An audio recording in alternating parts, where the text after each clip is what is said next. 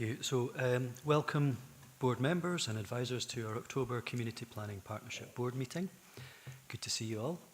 Could I remind board members that we're being live streamed today to allow for public access, and also that the meeting is being recorded and will be available for subsequent viewing online. Stephen, could I ask you to give us the position about attendance? Yep, thank you, Chair.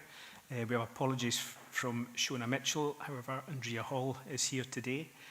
Apologies from Jane Morrison-Ross and Russell Griggs, no substitute.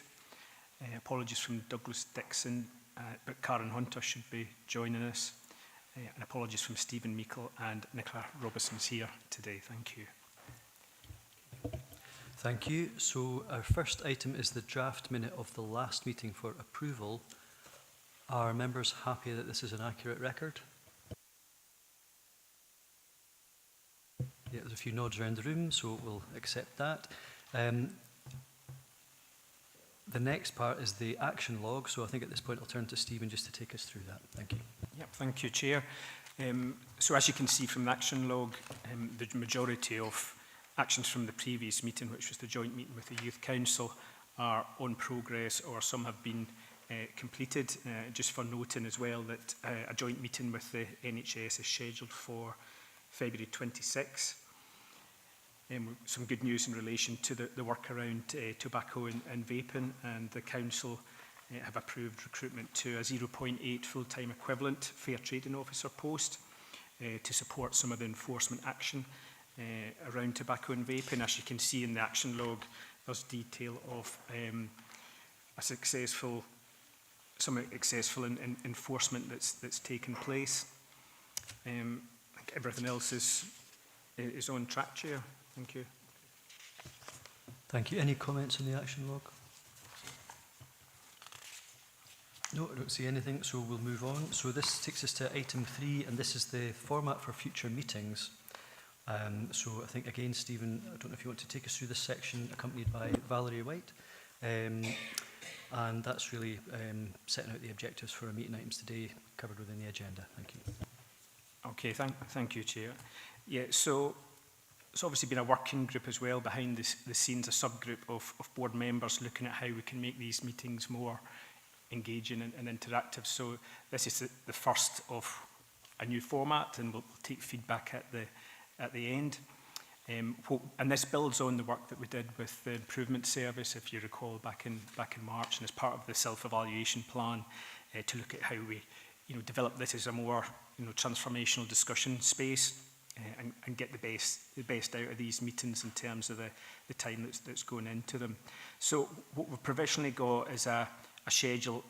It's a bit flexible in terms of dates. So there's quite a lot of challenges around getting dates. There's a lot of increase in national meetings, local meetings that we need to take into account, so we're trying to balance that in. But the proposed themes going forward for the next 3 are poverty, inequalities and work as one, and health and well-being as a second one. And certainly in terms of poverty and inequalities, some of you may be aware that the new voluntary chair of the Poverty and Inequalities Partnership has just been appointed, and her name is Angela Nesbitt. I know that the chair's had an early introduction with Angela, so that might be a good one to start with, to explore with Angela, to really help jointly co-create that session. And in terms of the annual performance report, again, what we've spoken about, maybe getting a different venue and doing it as more as maybe a marketplace event, and bringing in partners, etc., to try and better showcase it rather than simply just a report. So that's the thinking in the pipeline at the moment. Maybe I'll just pause there. There's a few other things to update on just later on the agenda, but maybe through yourself, Chair, just if there's any comments, observations. Well, thank you, Stephen. So I suppose really we're asking members, board members, to consider and discuss the proposed format. So are there any comments or thoughts around that from what Stephen said so far? I'll look around the room for any comments or contributions. I think we all seem to be willing guinea pigs with not a thought to share, but has anybody got any comments or suggestions, even along the lines of potential future themes, for example? I think we're in putty in your hands, Stephen. Yeah, Yeah, just again, if we're linking back to LOIP outcomes, and we've spoke about before, but maybe having one around climate would be good to schedule in later in the year as well. Alan. Thank you, Chair. Feeling the need to support more robustly the position. Firstly, I suppose just to acknowledge the work that Stephen and Valerie have put into the new format with the senior leadership team, given some of the direction that was given previously by board and the subgroup. So really appreciate it coming back in this format, and I think that the structure does allow much more flexibility perhaps than we've had before. I'm really positive about the structure and the simplification of the themes to meetings, which allows members to kind of focus on particular objectives and outcomes, which is so less focus on individual KPIs, much more on long-term outcomes, which I think is the right thing. The only area I just wanted to put on that I think still needs to be considered as part of our development, Chair, and certainly work that's I know has been discussed at senior leadership team, is just about representation. And if we're moving community planning into a space not just of coming together in discussion, but a place of kind of collective action, then it's really important that partners make sure they've got the right people around the right tables to be able to make decisions on behalf of organisations. And I think historically that's been one of the sticking places. I don't mean big strategic directions through council and NHS board, for example, in particular, which do take time, but where I suppose SLT members have scope, then it's important that everyone in that room has a delegated decision-making responsibility too. So an observation of something that's maybe not touched on, but I do think it's part of the change that we maybe need to consider, but otherwise very supportive of the approach and looking forward to it today. Thanks. No, thank you. Yeah, so very much the way things work can affect how well things work, I suppose. So is that something you can capture, Stephen? Any other contributions from around the... So, Julie. Yeah, thanks very much, Chair.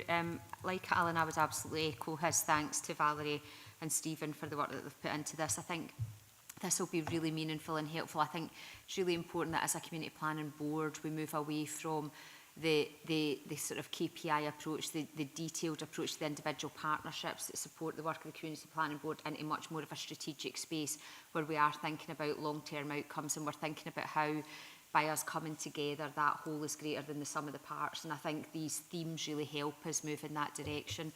The only thing I would add, and it's probably a practical thing, Chair, I'm just thoughtful about if we want to move into the space where we are having this feeling much more like a sort of workshop type experience, and as Alan said, we're maybe starting to think about that representation and who's around this sort of table. Maybe we need to think about where and how we want to hold these meetings in order to facilitate that type of conversation, that type of engagement in a different way. But that's maybe just something for us to consider out with in terms of how we might want to do that.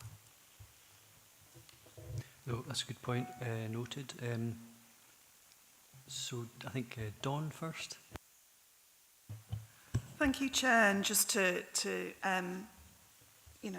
give my thanks as well to Valerie and to Stephen and others involved in this work. I think this has been an ambition of the Community Planning Partnership Board for some time to shift the focus, and I think it feels like it's going to be a different feel. And I agree with Julie about venue, because it needs to, wherever we have these meetings, it needs to lend itself to the types of conversations that we want to be able to have moving forward. I just wanted to reflect on the work of all of the partnerships that do feed in, and this shift away from receiving reports from individual partnerships in no way is a suggestion that their work isn't valued. They play an important role in terms of supporting the ambitions within the LOIP, but it just, the shift in focus allows them the space to do what they need to do, but it gives us the space to have the more strategic conversation. And I think, I just wanted to put on record that recognition of the role of all of those partnerships and the work that they do, because they are focused on delivering improved outcomes and will continue to do so. The focus for the Partnership Board is on that strategic collective commitment and action to really make a difference in the short, medium and long term. Thank you. Thank you, Dawn. Nicola? Thank you, Chair. Just obviously comments from myself, again, echo what's already been said as to really, really positive and obviously great work that's been carried out just to look at how we can better improve the kind of format of the meetings, and certainly, as has been said, just that focus on the improved long-term outcomes. And I think by looking to those themes, that will allow a key focus on areas, obviously key issues and obviously emerging trends as well. So yeah, really welcome that, so thank you. Thank you. I don't see any other voices wishing to come in. So I take it, presumably we're comfortable then with the scheduling of the meetings as outlined in 3.1 to 3.4. Discussing the implications and opportunities going forward. Well, in terms of the public sector reform part, do you want to come in on that, Stephen? Thanks. Yep, no, thanks, Chair. So just at 3.5, sorry, there is a typo. It says public health reform strategy. That's my fault. It should be public service reform strategy. So it was recently launched in June, and quite interestingly, as you can see in the paper, there's a whole section under work stream 9 which links specifically to community planning. It's strengthening community planning and realising the potential of the third sector, which is really, really important. And if you look at those bullet points there, it's about the working towards the sharing resources, prioritising prevention, improving community and wider participation. And again, the board have spoke about this recently as well, simplifying the policy landscape, which I think would be welcomed. And as you can see, in terms of government commitment, fewer but more meaningful asks on community planning partnerships as well as developing work with third sector interfaces, service redesign, third sector engagement, collaborative commissioning, all that's in there and really, really important to the work of community planning. So it's important that we just reflect on that, and I think that chimes with the direction of travel we've been working towards through the board, and hopefully we can get that strategic national clarity to help focus our work going forward. So again, I'm just pausing that one, and then I'll hand over to Valerie for the population health section. Thanks, Stephen. Any other comments on the John? Yeah, thanks very much. I think it's very heartening to see what's written down about the various work streams and the impacts and the potential that the third sector has and can deliver across Dumfries and Galloway, and certainly looking at the TSI also. So as chair of third sector interface, I'm really pleased to see this in writing, and just adding to the previous conversations, absolutely the direction of travel, we all agreed that we can do things differently and better, and I'm really pleased that we are doing that. One of the issues, I suppose, is looking at partnerships and looking at how partners, we can maximise the number of partners that come to the meetings, because we need their voices in those spaces. So how do we do that? And it would be really good to try and work out how we can do that. And that's obviously Valerie and Stephen and others around the table, but we need to maximise the attendance to have that happen. Yeah, no, it's a fair point, and I know we've spoken about it briefly earlier, I think, but there's something there about are the voices best captured participatively or representatively, and that's sometimes a bit of a challenge in terms of how many people need to be around the table, or do the systems need to be better to make sure the voices are all captured so that they can feed in more efficiently, and that's always going to be a bit of a balance, I would imagine, but is that something you can pick up on, Stephen? Yeah, I think we've got a community representative here today, which is the start of that kind of journey, but I think that'll just be a start to widen out who's appropriate to come for which theme, and try and widen that out right to get to the heart of the community would be the ideal position we would want to get to. Thank you. So perhaps that flexibility around the themes allows for the right voices to be at the right events effectively, so that they can be captured for the various work streams. I think with that, I'll probably then turn to Valerie if you want to speak to the next section.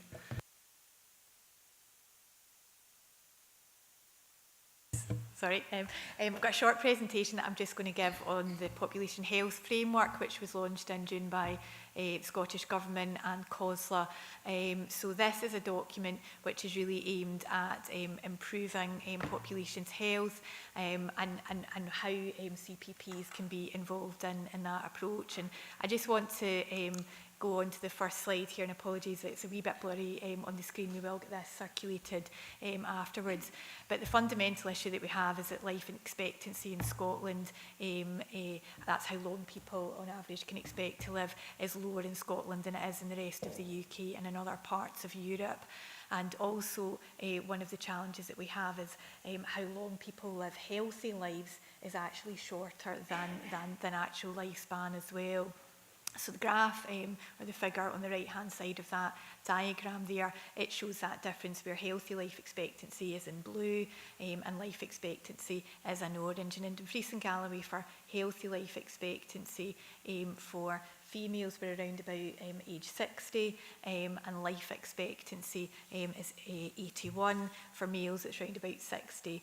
Healthy life expectancy, and then 77 in terms of actual life expectancy. So a significant proportion of people's lives are living when their health is impacting on them and impacting on the things that they can do, the social connections they can have, their ability to participate in employment. And really the ambition that we all want is that people live as long lives and healthy lives as they possibly can, because as well we know that has impacts on our health and social care services and the demand for services that has, as well as the impact on our communities. And unfortunately, as we know, life expectancy and healthy life expectancy is socially patterned. So those who live in our more deprived areas have shorter life expectancy and shorter healthy life expectancy as well. And that's something that as community planning and that focus on inequalities we really want to start to tackle. So the population health framework is really focusing on that kind of primary prevention space. So what can we actually do to create the conditions that enable people to live healthy lives, because our environment does really shape our health. And I do really like this diagram because it's a Jenga diagram and it outlines that there are so many fundamental things. So the economy, people's ability to access good jobs, to have good incomes, the educational opportunities, the social and community connections which we have so strongly in Dumfries and Galloway, they are vital to people's health. Our transport links, which we know has been a challenge in the region, and our housing stock and how people can access good quality, high quality housing. And of course, critically important is our access to our health and social care services and the places and spaces that we have as well. So when you start to push out some of these the Jenga bricks, the whole thing can really start to fall down. So it's how we really work together in that primary prevention space is the aim of the framework. And the ambition for the population health framework is that it's Scotland that we all live longer, healthier and more fulfilling lives. And that really aligns well with our local outcome improvement plan of an ambitious, confident, healthier and fairer Dumfries and Galloway for all. So a really good alignment between the ambition of the framework and what we want to achieve as community planning partners. And the aim is to improve the length of life expectancy across Scotland and improve the gap in life expectancy as well between those areas where there is more deprivation. And the framework has two kind of high-level priorities, and the first is embedding prevention. And as Stephen highlighted, that is the thread that runs through the public sector reform. How do we shift our model to look at more about that prevention? How do we work collaboratively to put our resources in to stop that demand coming in? Now, that is extraordinarily difficult in the time that we face just now, where demand is really significant. Resources are really, really tight, both financial and staffing resources, and how we make that pivot is actually the challenge that's being laid to us in terms of how we use our resources collectively to achieve that. The second priority says improving healthy weight, but I'm always at pains to say that this is about improving a healthy weight or environment. The environment, the way systems and structures interact, doesn't help support people to be of a healthy weight. Currently in Dumfries and Galloway, it's about 72% of the population are of an unhealthy weight. Now that's not by individuals' choices. That's the way that society is now. How can we actually work together in partnership to tackle some of that? And I think that'll be some of the kind of things that we want to get into discussion about when we look at the health and wellbeing topic as a CPP board. The other areas that are within the plan are about tackling the drivers of health, social and economic factors, places and communities, and I'm absolutely delighted that today the focus is going to be in places and communities, and we've got some community representatives today in terms of the Kirkconnell and Keilor home plan. So great, again, that alignment between the population health framework and what we want to do as community planning. And the other two are enabling healthy living and equitable health and care as kind of key priority areas. And I suppose it was just to highlight the alignment that the framework has with the LOIP that we have, and the way that we're going to be structuring those community planning future meetings, and looking at, well, we'll be looking at work, we'll be looking at poverty, we'll be looking at employability. That's absolutely tied in with the socio-economic factors. So we can tie in some of the areas of work in relation to that when we have those conversations. Today, as I've said, we're going to be focusing on places and communities and how can actually we work together and differently in developing future locality plans, work with the people of Kirkconnell and Kellohome to really achieve the ambitions that they have for their local communities as well. So great that we're having that focus today. And as I said, in relation to health and well-being, we can have that focus and that discussion on healthy weight, but also link that back to the issues that we face in terms of poverty, because the accessibility of healthy and nutritious food is a real challenge as well. So we need to always bring it back to that inequalities aspect as well. So the initial actions in the framework, this just gives a high level of them, and there is lots of work that we do individually as organisations in terms of delivery of some of these programmes here. There's work that goes on in our partnership structures in relation to these areas of action. So there's lots of things that are going on. We're not starting from scratch in D&G, but what the opportunity is this time is how can we actually look at some things together, Julie, as you highlighted, in that collaborative space, to look at how we do things differently and use our resources differently as well. So the next slide is just some links to the documents and other useful kind of things as well. And I know that I've been picking up kind of one-to-one conversations with individual organisations as well through the council, with SOSI as well, in terms of actually what's the kind of individual roles that we can play in the framework and the collective roles. And Alan has kindly invited me to talk at a third sector conference locally and nationally, where we'll be talking about that partnership working, because the framework absolutely talks about the importance of the third sector and the key pivotal role that they can play in the prevention agenda and taking forward this approach. So that's me, Stephen. I'm happy to take any questions or reflections that a board may have. Thanks. Thanks, Valerie. I'm sort of staggered by I think it was 72% of people in terms of the weight issue, and that lack of individual choice was the way you sort of framed it, or factors out with that kind of influence decisions. Was that correct? I think when you think about it, poverty is a good example of it. We know from the report that was done by Dumfries and Galloway Citizens Advice Bureau that actually accessing healthy and affordable food is a real challenge in this region. So when people are having to make choices about, you know, buying healthier, nutritious food, or food that is more high in calorie content and is cheaper, that's the choice that people have to make, not because they want to make that choice, but because of the lack of affordability of it. In terms as well of things like our environment doesn't always support how we can move around, and you know, in Dumfries and Galloway, we're a rural region, we rely on car transport an awful lot, which limits the kind of opportunities to build activity into daily lives. But I do think that, and I'm really pleased that the SLT are recommending to the Community Planning Partnership Board to approve the Dumfries and Galloway Multi-Agency Physical Activity Strategy, because that is a really key plank of how we can actually create environments and create conditions that will support people to be of a healthy weight. I think the Good Food Nation, which is also coming on down the stream, and I know the council have had reports on that as well, that is going to be a really another key opportunity to go, how do we try and turn the food environment around? How do we make it easier and more accessible and affordable for families and individuals to access healthy food choices? How do we make healthy food the easy choice for people to access? Is a really key thing that we need to work locally with, but also national action in terms of that as well. And there's the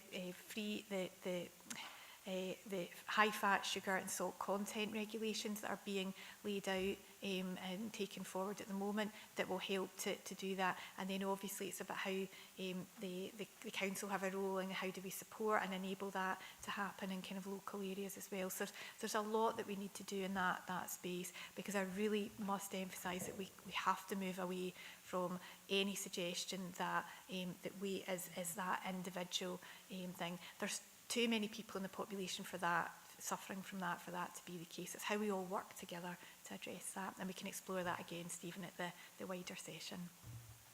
Thank you very much. So I'm just looking around the room. Any other questions or comments for Valerie on this one? Alan, I think first. Thanks, Chair. A couple of points, I suppose, just to pick up on that theme. First of all, as Valerie mentioned, the DAGCAS report actually paints quite a stark picture around the cost of food in our region, and actually the fact that many families don't have a choice because the alternatives are transport to go a different place, which is either too expensive or not available, and therefore you have what you have.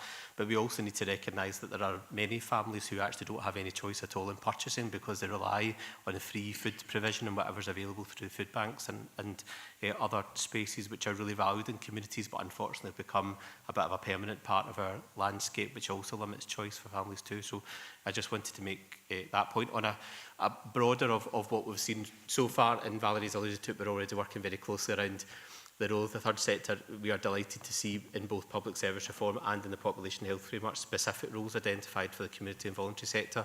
And in fact, in some of those strategies, it recognises, particularly in the areas of prevention, but also further than prevention, which is if prevention stopping things getting worse or stopping poor health, where is the space for creation to create the good health in the first place?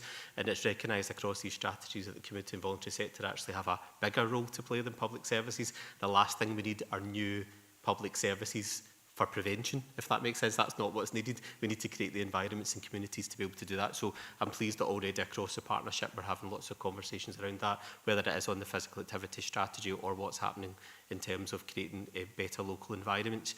And from our perspective, there's also some work needs to be done with the third sector. So it's quite easy to say across colleagues that we need more investment into the third sector and we need more investment into our charities and community groups, which is true, but our sector also recognises there's different ways of working that we need to adopt to. There's some transformation that needs to happen on the side about how the sector responds to need that it sees and works better together in a more collaborative way. So I suppose my reflections are, when you see the summary here around the role of the third sector, my reflections back to the partnership is we're already doing a lot of this work. We've already identified a lot of this work already. We're already working in partnership. It's the enabling factors that are really difficult, by and large, the resources and finance we have, and that's very difficult to resource locally when we've got local public services also grappling with a difficult financial situation. So on that basis, we've taken the conversation directly as a sector to Scottish Government to talk to Scottish Government, particularly in the theme of these both strategies, about how the Government might directly invest in our third sector to help build that capacity, whilst our public services are also doing that reform journey on their own. So some reflections, and I suppose I just wanted to, it looks like there's a lot to do. I just wanted to reflect the fact that from a third sector perspective, Dumfries and Galloway is actually in a very strong position. A real big gap is about the resources, and I don't think they're all available locally, so we'll also do our job to make sure we attract those from our national resources too. Thanks. No, thank you. And certainly on this sheet that you had with all the links, I noticed, because I'm sort of triggered by it, about the island impact assessment, but one of the things we're sort of pushing for as a council is for a rural impact assessment to be considered as part of a legislative tool to help whenever we're talking about funding for across Scotland, that there's a recognition of the significant pressures that rural areas face by their very nature, which doesn't get recognised, you know, in statute, as it were, in the same way. So there's something about that that might help change the lens a little bit in terms of the national view of the rural areas. But the other thing that still strikes me is I'm still getting this 72%, because to me that says, you know, almost 3/4 of the population who may not be in the poverty bracket or may have a car are still, you know, so it's like a much more complex and layered issue than maybe we first sort of think. So, yeah, sorry, I'm fixated on that. But, It is a really, really complex issue, and if colleagues, if they want to Google the Foresight report, which looked at the complexity of the obesogenic environment, that's the kind of technical term, it is hugely, hugely complex. There is no one single fix to this issue, but it is a real challenge. It's a challenge that shows up in health and social care, because actually you know, it's those longer term impacts on people's health and well-being, makes you more prone to significant conditions, and also makes, you know, operations and things as well more difficult to do. But I think we'll certainly be able to really kind of explore that quite a lot of depth, Chair, at the session. Thanks, Valerie. Claire? Thanks. This is really good, and it'd be great if we could share the slides, because I think there's some, particularly that block diagram is really good and sort of capturing a very complex environment. The two things I'd be just curious to ask was around, I think that point that Councillor Thompson was just touching on around child poverty and the sort of direct link with poverty, because obviously that was a focus for our previous meeting and been conversation since then, so I'd be keen about that.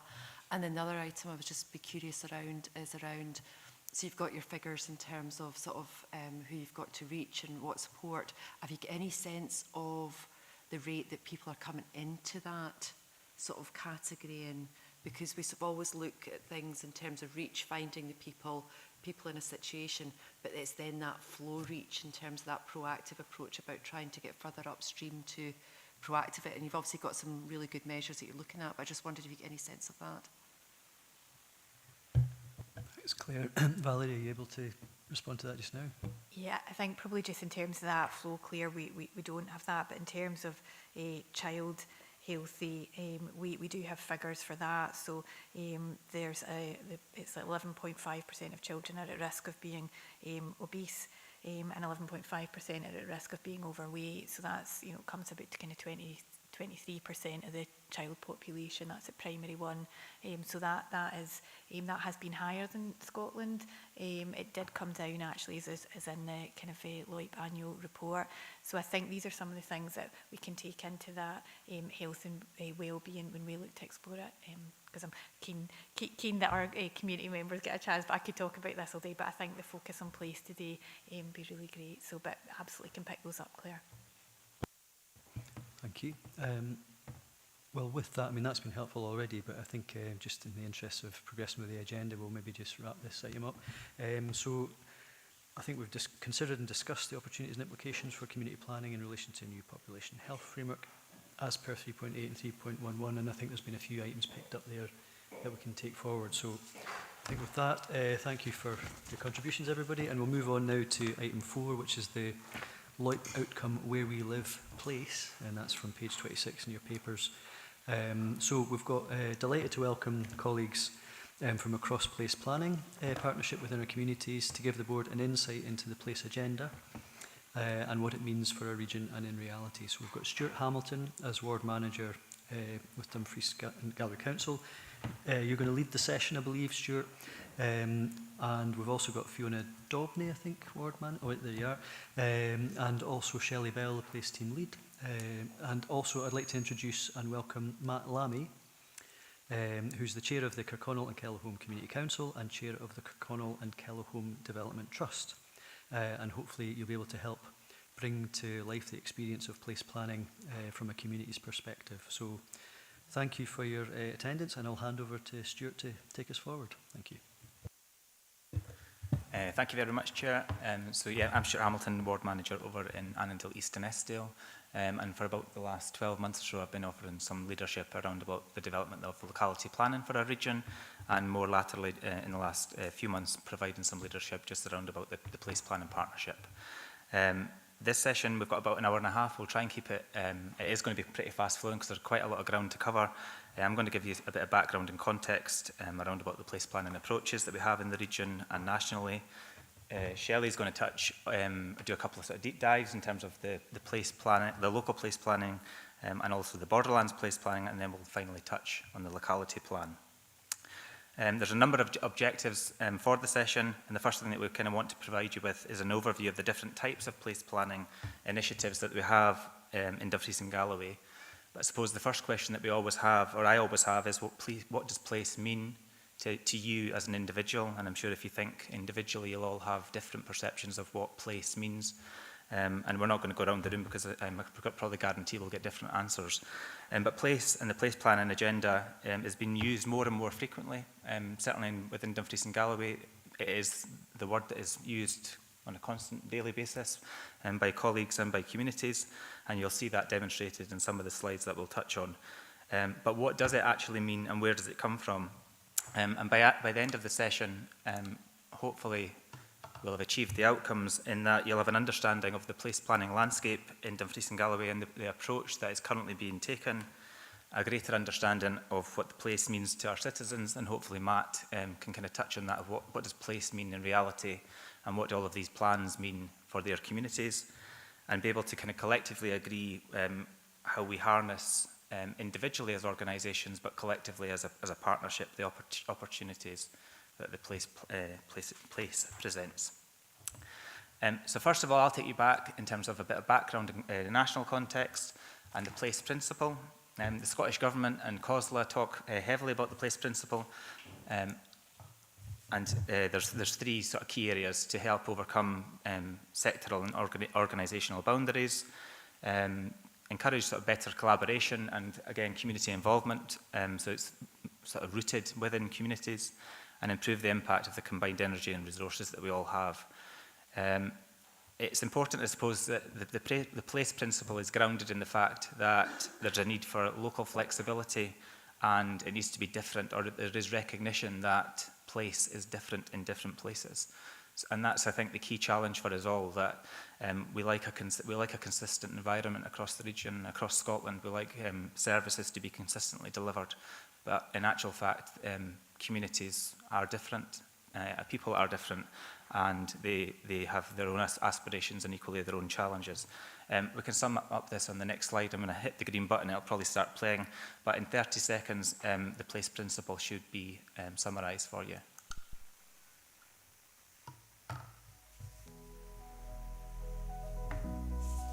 The Place Principle is an initiative of the Scottish Government, and at its simplest I describe it as a way of bringing organisations and stakeholders in particular places around Scotland together to plan and think about the future of those places. The Place Principle describes a term where everybody works together, pools resources, skills and expertise. It's about collective responsibility, so sharing risk, resources and investment to make a difference. So the place principle is where people and the locations and the resources that we all have come together and are able to create a sense of identity, and we'll all be able to touch on that on the place that you individually live. It's at the heart of addressing and realising the full potential of communities, and there's loads of aspirations that you're, I'm sure, all aware of. We all live within our communities, and you'll all be part of community organisations or connected some way within your community, and you'll all have your own individual aspirations for yourselves, your families, and of course your wider community. Places are shaped by the way that the resources and services and assets are directed, and I suppose as strategic leaders for our region, we are at the heart of directing many, if not all, of those resources. So it's important that we have an appreciation of what opportunity, I suppose, place presents collectively within this room, and how we coordinate that level of investment and coordination across the region. A more joined up, collaborative and participative approach to services, the land, and in Kirkconnell Kellohome, there's many examples of land use that in terms of asset transfer and different initiatives that they've really taken to their heart in terms of how they've developed their community. The principle requests, the place principle requests that all those responsible for providing those services and looking after the assets in the place, that they work together and plan together. And I kind of touched on that. We have the opportunity around this table with the organisations to coordinate and work with local communities so that we can improve the lives of the people, support inclusive and sustainable economic growth, and make our places as successful as they can be. The principle asks that we commit to taking a collaborative and place-based approach with a shared vision for purpose to support the clear way forward for our services. And you can see from that diagram where people are, where there's chaos in terms of there's no coordination, there is no clear vision, or there are examples where communities have different visions and move away from each other, and they have different approaches, and it doesn't work. There needs to be that coordinated vision, agreed vision for that coordinated impact, and to be able to adopt that place-based approach. So where do we start in terms of place planning? And primarily where we all start is in community engagement. And the Place Standard tool is the tool that we generally use as a council and as partners when we go out and engage with our communities. The tool is used in by many of the communities to support the development of the place plans, and it was used in Kirkconnell and Kellerholm back in 2020 when they refreshed their community action plan. And you'll find out later on in the presentation that Kirkconnell and Kellerholm are no strangers to place planning, or what would previously have been identified as community action planning. But they were probably at the vanguard, I suppose, of using the Place Standard tool of our region when they refreshed their community action plan in 2020. The tool provides a very simple framework that can structure conversations at all levels about the place that people live in. It allows us to think about the physical elements of the place, so it could be the buildings, the land, the spaces, the transportation links, but it also touches on many of the social aspects within those communities and touches on maybe where people feel safe within their communities, or if they have influence, if they believe they have some sort of influence within their decision making. The tool allows us to prompt those conversations and really kind of figure out where the strengths and almost the opportunities, or if you want to say weaknesses, are for those communities. It is a discussion tool, allowing you to consider all of the elements in a very methodical way, and it has been very successfully used, and we use it as we are rolling out our local place planning agenda across the region. So I'll click the green button, and we're going to go into another video that'll distill what I've just said probably much more succinctly in terms of what the Place Standard tool is. There's a strong link between the places in which we live and work and our health and well-being. Things like busy roads, derelict buildings, or poor lighting can have a negative impact, whereas well-maintained green spaces, or walkable neighbourhoods, can help people feel more positive and safe. So how good is your place? The Place Standard tool is here to help anyone assess and improve the quality of a place. For example, if you think that your neighbourhood could be improved, then you can use the Place Standard tool with your family, your neighbours, or a community group to prioritise which changes would make a real difference to your lives. If you're a housing developer and want to maximise the potential of the development as an attractive place to live, then the Place Standard can help you to involve local people and plan how a development fits into the local area. Or, if you work for a local authority, you can use the Place Standard to structure a discussion or consultation on how best to bring together multiple services based on the needs of the local community. The Place Standard tool provides an easy way to identify the strengths and weaknesses of a place, from care and maintenance to facilities and amenities. Discussing the themes and giving them a score helps to encourage ideas and focus your priorities, and the results allow you to plan what you want to do, how you're going to do it, and with whom. So whether your place is well established, undergoing change, or is still being planned, let the Place Standard help you to improve the quality of your place.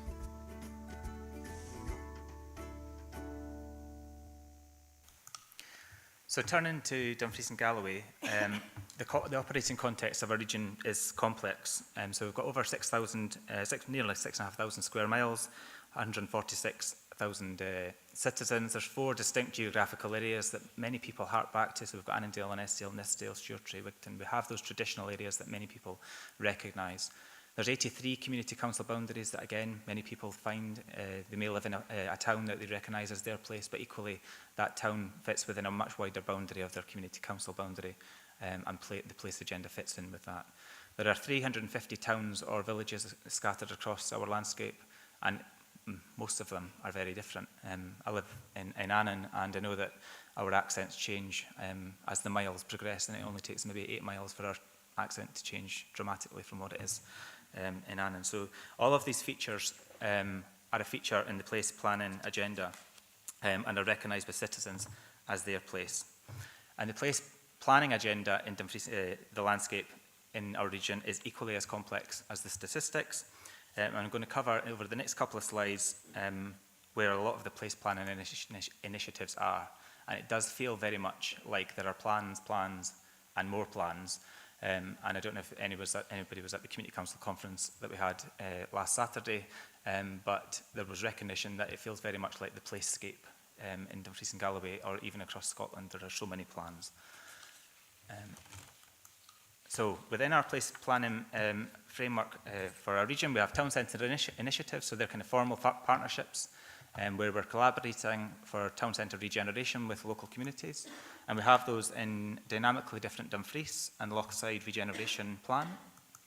We have Borderlands place plans that Shelley will touch on in greater detail just shortly. And we have 5 of those in Gretna, Kellohome, Stranraer, Whithorn and Wigton. We have creative placemaking, and that's where there's a creative approach to involving people and how they design or make changes to their place.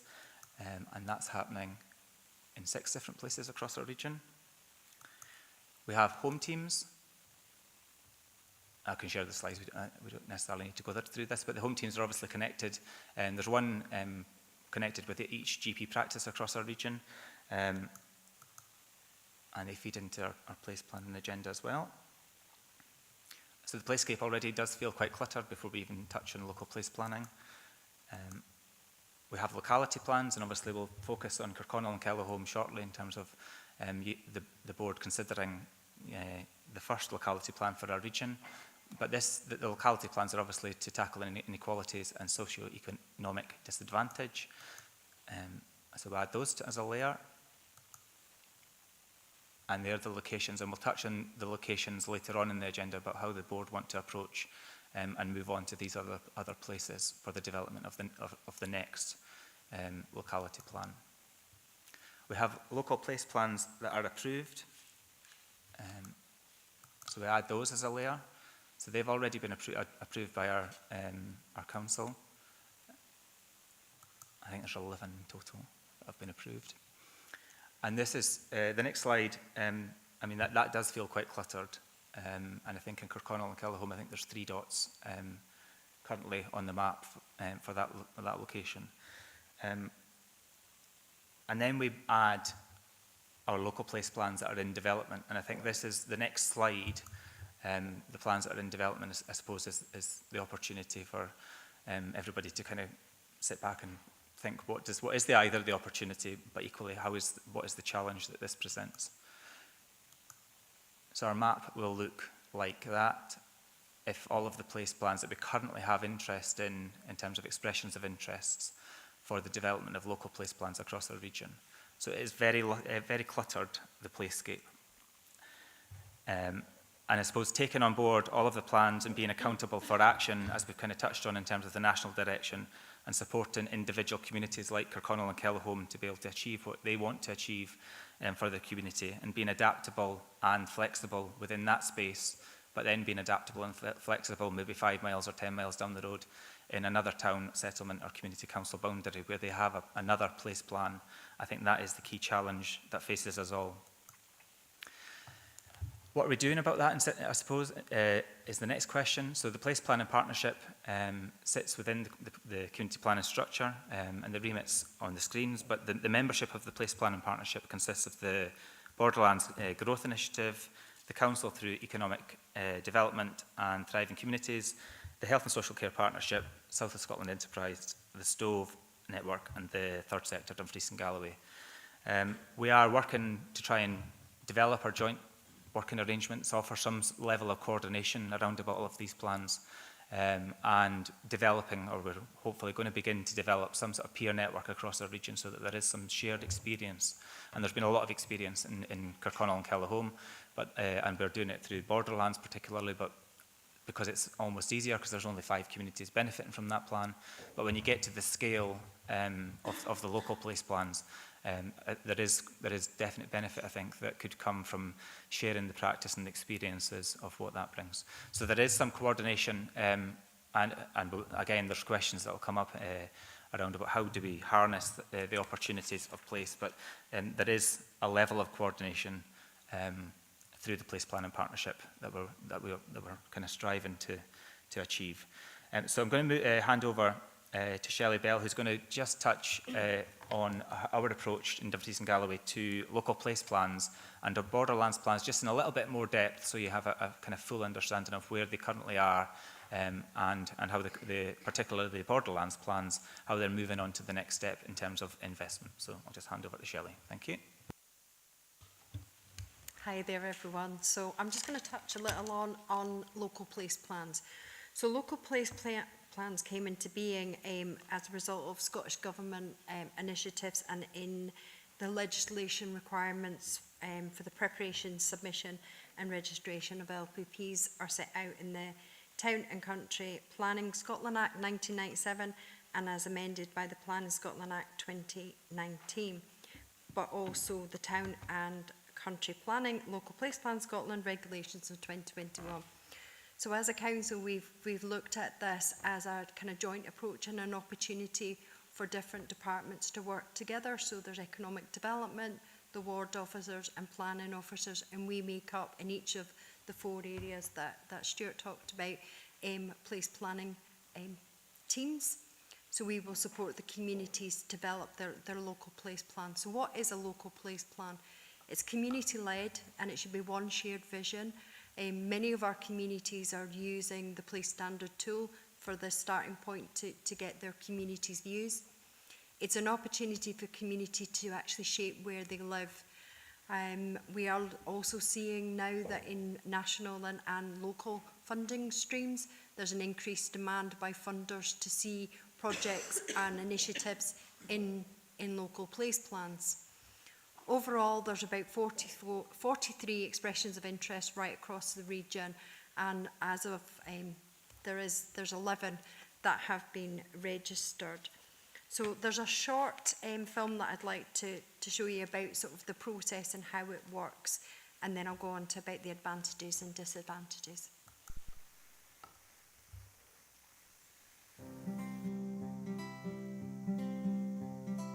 Local place plans give communities the chance to shape their local area with ideas and proposals for future development and use of land. They were introduced as part of the Planning Scotland Act 2019 to empower a community-led, collaborative approach to creating great local places.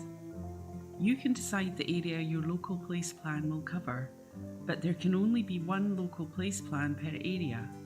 This could be a community council, parish or village boundary. Local place plans that meet the legal requirement can be registered with Dumfries and Galloway Council for consideration in the local development plan. To start, complete an expression of interest form and return it to the council, and a member of the team will be in touch to discuss your ideas. You will need to gather the views of the community within your local place plan area. You can do this by calling a community meeting where local people can have their say and share ideas. Then, produce a list of priorities and share them with those involved. You may need to take on board local opinion and adjust, add or remove priorities based on that feedback. Now, gather evidence to support your ideas and priorities. All the information is now in place to produce a draft local place plan. A helpful template is available for you to follow.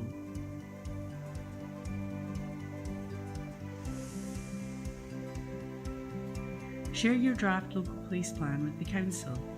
They will be a critical friend and suggest areas for further development.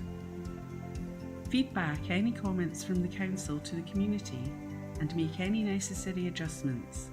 Make sure you have the support of the community to make those changes. Share the final draft of the local place plan with the community and be ready to make any last-minute changes. Finally, congratulations! You can now submit your local place plan to the council. So that's just sort of a run-through of the process. So it is a bit complex for some communities to take on. So we have developed a small grant of £2,000 using the UK SPF Shared Prosperity Fund to support that development. The advantages for a community of doing that is it is one voice in they have their voice when it comes to the preparation of the LDP3. It's about their shared vision and their aspirations for the future, and it's a way of informing future planning policy and development processes in that area. It's also a way of identifying and helping deliver community projects, and it's a help to guide developers, local authorities and others towards what the community objectives are and how to deliver projects and services which will support that local community. It's a tool for collaborative working within the community and with the local authority, and that's something we've really seen come out quite well with all in the development of local place plans, as organisations who didn't traditionally speak to each other are now starting to talk to each other and work together and have that shared vision. Some of the disadvantages about a local place plan is it's the capacity within the community and the organisation to undertake all of this. There's a lot of work involved in it. And then there's the empathy within the community, not another consultation. So it's about how do you get that complete shared voice of the community. The time it takes, I don't think anyone realised how much time it would take to actually do consultations and then carry out the analysis and then pull that together into a report. And there's no guarantee it will make a difference. So it's about really making sure that they understand all these kind of issues as well. And it shouldn't be a wish list just to say these are all the things that we want to do. It should be something that the community can strive and work on at it together. So currently we also, within the locality hubs in the 4 areas, we are now starting to get involved with bringing those plans to the locality hub to discuss, to see what other partner agencies can actually support that community. We share them internally within the council to see if there's other services can support that community. So as I said, we've got 43 expressions of interest and 11 registered. So that is local place plans. So we've moved to the Borderlands Place programme. So the Borderlands Place programme is part of the growth deal for the Borderlands area, which makes up the 5 bordering local authorities. And the Place programme is about supporting and the development or renewal of towns across the region. And overall of the programme in the 5 years, there's £50 million worth of funding, 20 million from Scottish Government and 30 million from the UK Government. So this is a new approach to a city deal, because obviously normally it's city deals there is a city. We don't have a city apart from Carlisle, so it's about how we're able to access that funding. So on the 24th of June 2021, the full council agreed the following towns based on a set criteria that was the same across the four areas, and those were identified as Gretna, Gretna Green and Springfield, Connell and Kellerholm, Stranraer, Whithorn and Wigtown. And so that was the process involved the identification of town teams, which was made up of community representatives. And we decided that we would actually, when we were supporting the community, that we would do the local place plan and the Borderlands place plan at the same time, so there wasn't 2 documents, it was one document. It is still a community-led aspiration for the community, but it does have to meet certain Borderlands requirements, so it makes it a little bit more complex than the local place plan.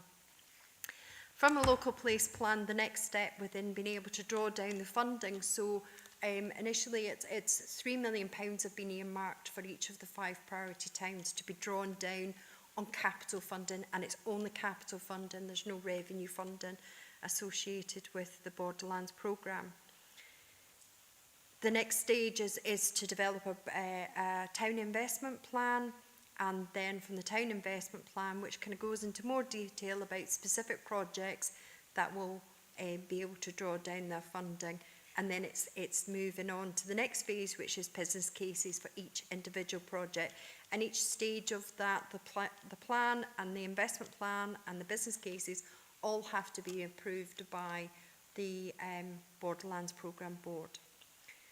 So we do have a short video that one of the communities pulled together. This is the one that was done in Gretna. The Solway area team was set up in 2023 with a vision of bringing together the communities of Gretna, Rigg, Gretna Green and Springfield, and consists of local residents, community organisations and the 2 community councils to help shape and drive the place plan going forward. The community is a very close-knit one. Gretna Green is all about love. It's the town of love. It's where obviously we're famous for marriages. It's a very special place to live and work. People seem to be very happy here. I'm part of that community obviously as an employer and as somebody who lives in the area, and I just love being part of this whole community. The basis of this is to get your aspirations as to how you want the community to turn out, not now, but maybe in 10 years' time. We mustn't be complacent as an area. We had launch meetings, there was school visits, we went round everywhere to find out everything from everybody as much as we possibly could. The weddings are a huge part of it, as is retail, as is all of the tourism industry, but you know, you can't assume that that's going to be around forever. You have to try and find other reasons to keep people in this area. One of the themes that came out of the consultation was enterprise, and we found that businesses, while they'd be happy to stay in the area and set up a new and enterprising business, don't have the space to do that. So from that, we were looking to see if we can develop light industrial workshop type units.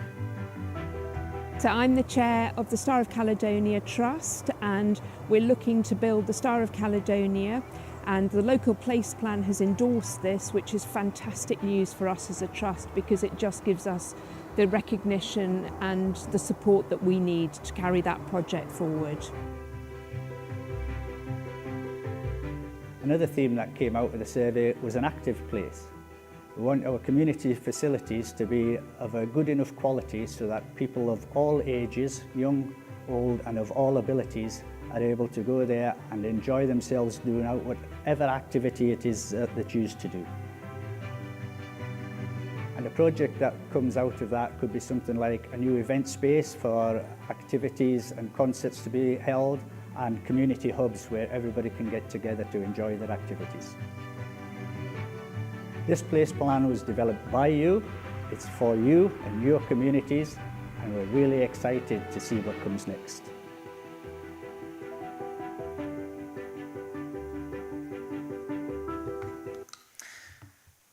So with that, there is so much aspiration that has kind of came through, hopefully, to you. There's a short period that we can have a bit of discussion, and we would welcome some feedback in terms of what the board would sees as how do we make the most of that, of Dumfries and Galloway's placescape, with all of these plans hitting all like a number of different factors, from economic through borderlands to local place plans, which are very community sort of aspirational, to locality plans that we'll touch on, which is driven through inequalities. How do we as a partnership make the most of the opportunities and aspirations of those communities and those plans, and subsequently the place plan and partnership, how best can it support that work? So open up for discussion or questions if there's any questions. Thank you. Thanks, Stuart, Shelley, for taking us through that. So complicated landscape by the looks of it. So any comments or feedback on that? Because I'm just conscious there's some things here that we kind of are required to do in terms of our locality plans under the LOIP, as far as I understand it, and then place plans which are recognised in the planning context but are kind of up to the community whether or not they want to take them forward, but they have a status once they are taken forward. Our own place plan and partnership obviously is something that we've decided to do locally to try and further this development of this landscape in an effective way with the relevant people as stakeholders. So I'm just, it seems complicated to me and I'm just sort of trying to get my head around it, but any feedback from members on the board in terms of reflections on what we've just seen? So John, first. Yeah, thanks very much. That was incredibly helpful, and as you say, there is a complex picture out there. I'm really interested in hearing about if a community decides they want to go ahead and register their interest. How does it go about making sure that every voice within that community is then engaged? Because is it a community meeting? Is it then door to door?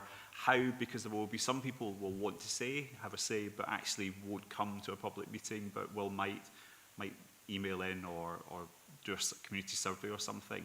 And I also wonder if, from the point of interest to the point of success, what sort of is the timeline for a typical? I know they'll all be different and all with their own complexities, but what's a sort of a standard timeline from start to finish?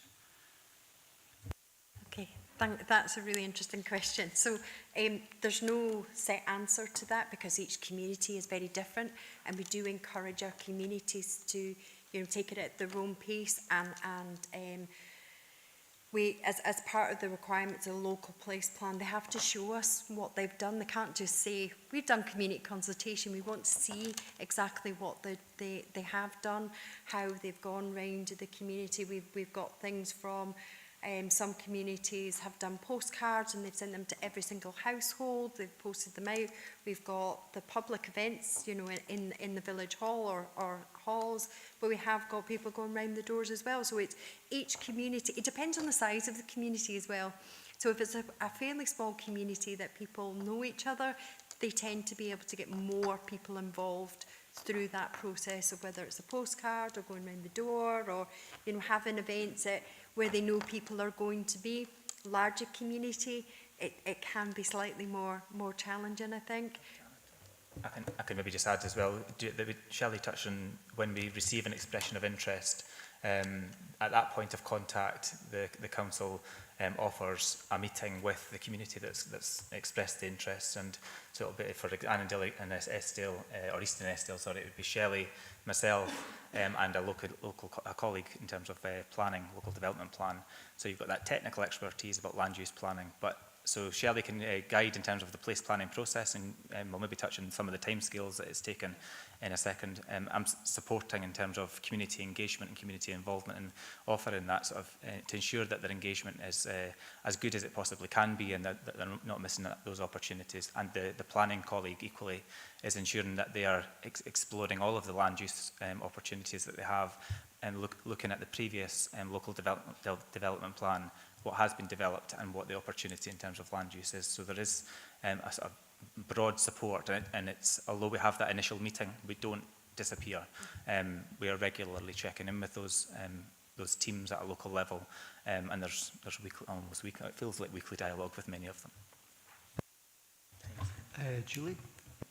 I was just going to add about the timescales. Sorry, Shelley. Sorry, the final point, the timescales is some have been very quick in doing it, and some have taken quite some time.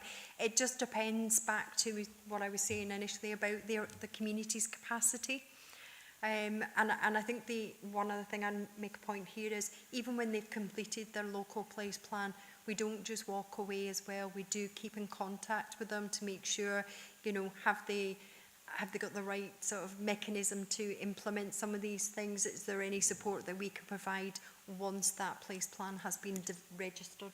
Sorry. And we could probably talk all day, but so our locality hub met yesterday afternoon, and there was a discussion on Moffat, who have an adopted local place plan, and there is a challenge within the community about how they take that to the next step.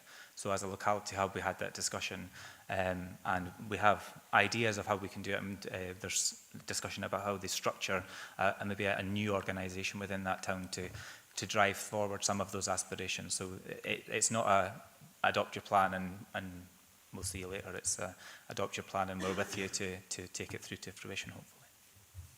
So apologies to cut you up there. Julie. Yeah, thanks very much, Stuart and Shelley. I thought that was a really fascinating presentation. It was really educational, actually, to hear just about the level of detail that goes into this. I suppose a couple of comments from me. It just feels like, and I think what's really important for us as a community planning board is to recognise the whole plethora of plans that are out there, and it just feels almost too much for communities. And I think part of our job today is to really think about how we can coalesce as a community planning partnership board to think about what makes sense in terms of that planning landscape and how do we work collaboratively. across organisational boundaries to work with our communities in that planning space, because it felt to me, even as I was listening to the presentation, and I might be completely wrong here, but the kind of place plan felt like it was focused quite a bit on that kind of that planning in land infrastructure, environment type space, and then we've got our place plans that felt, you know, where we see the Kellyholme Kirkconnell one that's coming later today, much more about that link also with services. And then you could then link that to, from my perspective, we've got our health plans and our annual delivery plans around where our priorities are, so you can see how there's connections between them all, but they still feel a little bit siloed. And I think it's about how do we work together to really think about how we best position ourselves to develop a plan that's meaningful for local communities, but doesn't mean that we've got multiple different strands of plans. And I suppose in that, my thinking was moving to, well, scale becomes pretty important in that space then as well. So how do we balance the need for us to have very local plans that communities can buy into and communities can engage with, but plans that are of a sufficient scale that enable us as organisations to work and to deliver real change in that space. And I suppose just a final comment was, I was really struck by your presentation and the link back to Valerie's presentation in terms of population health, because if you think about the development of the place plans, you know, what I heard from your presentation was about the importance of the environment to our communities, the importance of that social connection and that social engagement, the link to economic development and building up communities, the impact that then has on jobs and the attractiveness of the communities and the reduction in poverty, which is all about the delivery of that population health framework. So again, we need to be really thoughtful that what we don't do around population health framework is go, right, let's go out and how do we engage with communities on this population health framework, because they are so interconnected to what we're doing already. So I think there is a real challenge for us in moving much more closely towards single plans across our organisational boundaries that deliver on those broad kind of outcomes that are set through that population health framework. And I think this is a brilliant starting point for it, so thanks very much.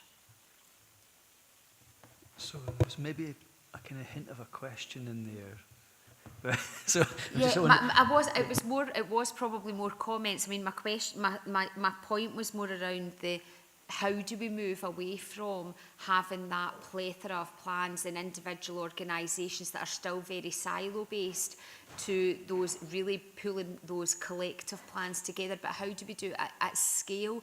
I think the number of plans that you talked about, 40-odd registers that have registered interest, in terms of capacity, how do we have the capacity to work to deliver those plans? So there's something about how we do it at scale to actually be able to deliver change. So it was more a comment or a reflection that colleagues might have a comment back on, but there's, you know, we need to move away from having multiple plans, and we need to think about how we do something at scale that's actually going to deliver meaningful change, I suppose, in communities. Well, thanks, Julie. So I don't know if that's something you want to reflect or make a comment back just now, Stuart. Happy to sort of briefly reflect, and I would wholeheartedly sort of concur with what you're saying. There are a lot of plans, and I think there's reflection almost about how the Place Planning Partnership can maybe have a look at all of the plans. When we touch on the Kirkconnell and Kellyholme, we'll talk about the approach that we took to the locality plan, which was on top of their place plan, on top of their borderlands plan, on top of their community action plan. And hopefully you'll agree with the approach that was taken up there. It may be different in different places how we adopt the approach to locality planning elsewhere.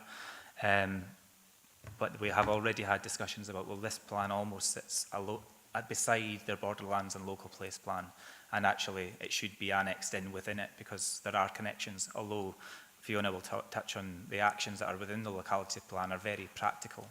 They almost feel very low level compared to the plans that are the actions that are within the borderlands plan, for example. But there are sort of deep-rooted connections with, if we can get things right at borderlands level in terms of capital investment, many of the things that we need to try and get right in terms of the actions at locality planning level may almost come or work together to sort of achieve that outcome. So I think we probably will be looking to try and annex that plan in so that it is, there'll be different strands of their overall place plan, whether it's Borderlands, local place plan, or locality plan, but we will only have hopefully one document. Thank you. Yes, it sounds like there's an element of like overlap and overlay, so you'll end up with plans at the right level. But yeah, it does seem, given the conversation that we could have touched on earlier about public sector reform, it's about simplification rather than proliferation, I suppose. So it's on the same sort of theme. Dawn, I think, was next. Thank you, Chair, and thank you for the presentations. Really, really interesting. And I didn't appreciate fully the complexity of all of that community activity. I mean, just building on some of Julie's points, I was struck by the comment you made about place plans, I think, in terms of there's no guarantee it will make a difference.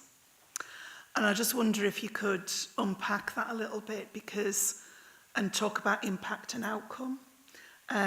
Because, you know, there's an awful lot of activity going into this. Communities dedicating a huge amount of capacity and resource to develop them. So my question, I suppose, is, well, can you unpack that a little bit for us? But also, you know, what role can we play as a community planning partnership board, you know, around that, you know, collective understanding of, you know, what is achievable and what is, you know, what the impact of what the community want to do, you know, for the benefit of that community. So I'm curious about that because of the cluttered landscape. And we've talked a lot about activity and capacity. I'm interested in impact and outcome and how we as partners, you know, from across organisations, can play a part in, you know, ensuring that those plans are successful, you know, and, you know, there'll be issues around alignment with other strategic plans, but we need to find a mechanism to work that through. Thank you. So yeah, just to expand on that, that's in terms of land development. So for example, the regulations are that it will be taken into account in the LDP3. So that doesn't necessarily mean if it's contravening some of our national policies, if a community has something in their plan that is against national policies, then we won't be able to take that into account. This is a new initiative, so this is the first time that anyone in Scotland has done, you know, everyone in Scotland is going through this, and I'm sure lots of planning departments are looking at that and actually saying, well, how do we take into account? I'm pretty, you know, we're working really closely with the communities as well to make sure, you know, that we can kind of give them that advice at the time when they're developing their plans. But if a community has for example, a community may have an aspiration for a piece of land that they want to do something with, and they don't want it to go into sort of development. If they don't own that piece of land and it's all within planning context, then there is no guarantee what they say. Well, that's kind of the context I was meaning. It's about it will be taken into consideration. So, but planning, obviously, policy applies. And I can maybe just add something, I suppose. The challenge is that we will take it into account in terms of planning, but it's about how we broaden that approach across all of our council directorates, but across all of the partnership, about if we're doing something within a community or with a community, are we looking back and looking at the place plan and what they are hoping to achieve, and are we adapting services or adapting inputs or whatever we're doing within these places? Are we taking recognition of what the community, and I look at communities at large, and then I look at communities that are very small, and I always reflect on the likes of Estill-Muir, and I know that Dawn visited the Estill-Muir hub, and they are actively working on their place plan because they have a really keen interest about how their land use is used in the future. But collectively, fast forward, once we get their place plan approved, in theory, ideally, if we're doing something in terms of services, and it could be it could be any one of our services. It's about how we sort of shift that culture, that we encourage or ask colleagues to take recognition of the plans, to have a look at the plans and just see, overlay that with the activity or the action that they're about to undertake, and just see if there could be an issue that we need to kind of take account or adapt to allow that to be the right decision for that place. And that's where it could get a bit chaotic, I think, and that's the challenge, because we could find that things are different literally a few miles apart about our approach. Thank you. Yeah, I think that goes back to Julie's point about maybe that's the coordinating role of the Place Planning Partnership, about having regard for those plans in the wider context of all the different partners around the table. I think Alex had a hand up online. It's gone down again, but I don't know if you want to come in at this point, Alex. I did, Chair. Thank you very much for that. I had lowered my hand because Dawn covered off just nicely what it was that was in my head, what my thoughts were in terms of, you know, some plans mightn't be realised, and how do we make sure that we play a part in that. The collaboration that we've got with local authority colleagues is already very strong, but how do we bolster that? And making sure that we're connecting in with locality plans and using each other's data about our community insights. I totally agree with some of the previous comments around plans being in different areas. You've maybe got plans that sit with ourselves, plans that sit at the other end of the community planning partnership, etc. and so on. How do we bring them into one place? So it does just echo some of the comments that's already been made, Chair. I suppose my offer from that is to ensure that we complement what's happening in terms of locality planning. And hear Shelley saying there about getting the wider message out to the community. We can support that. We can do that, obviously, with the largest housing provider in the region, Chair. So the offer is absolutely there for us to work closely together to make sure that there's a single data set, but by drawing in on all the different partners and mechanisms. Thank you.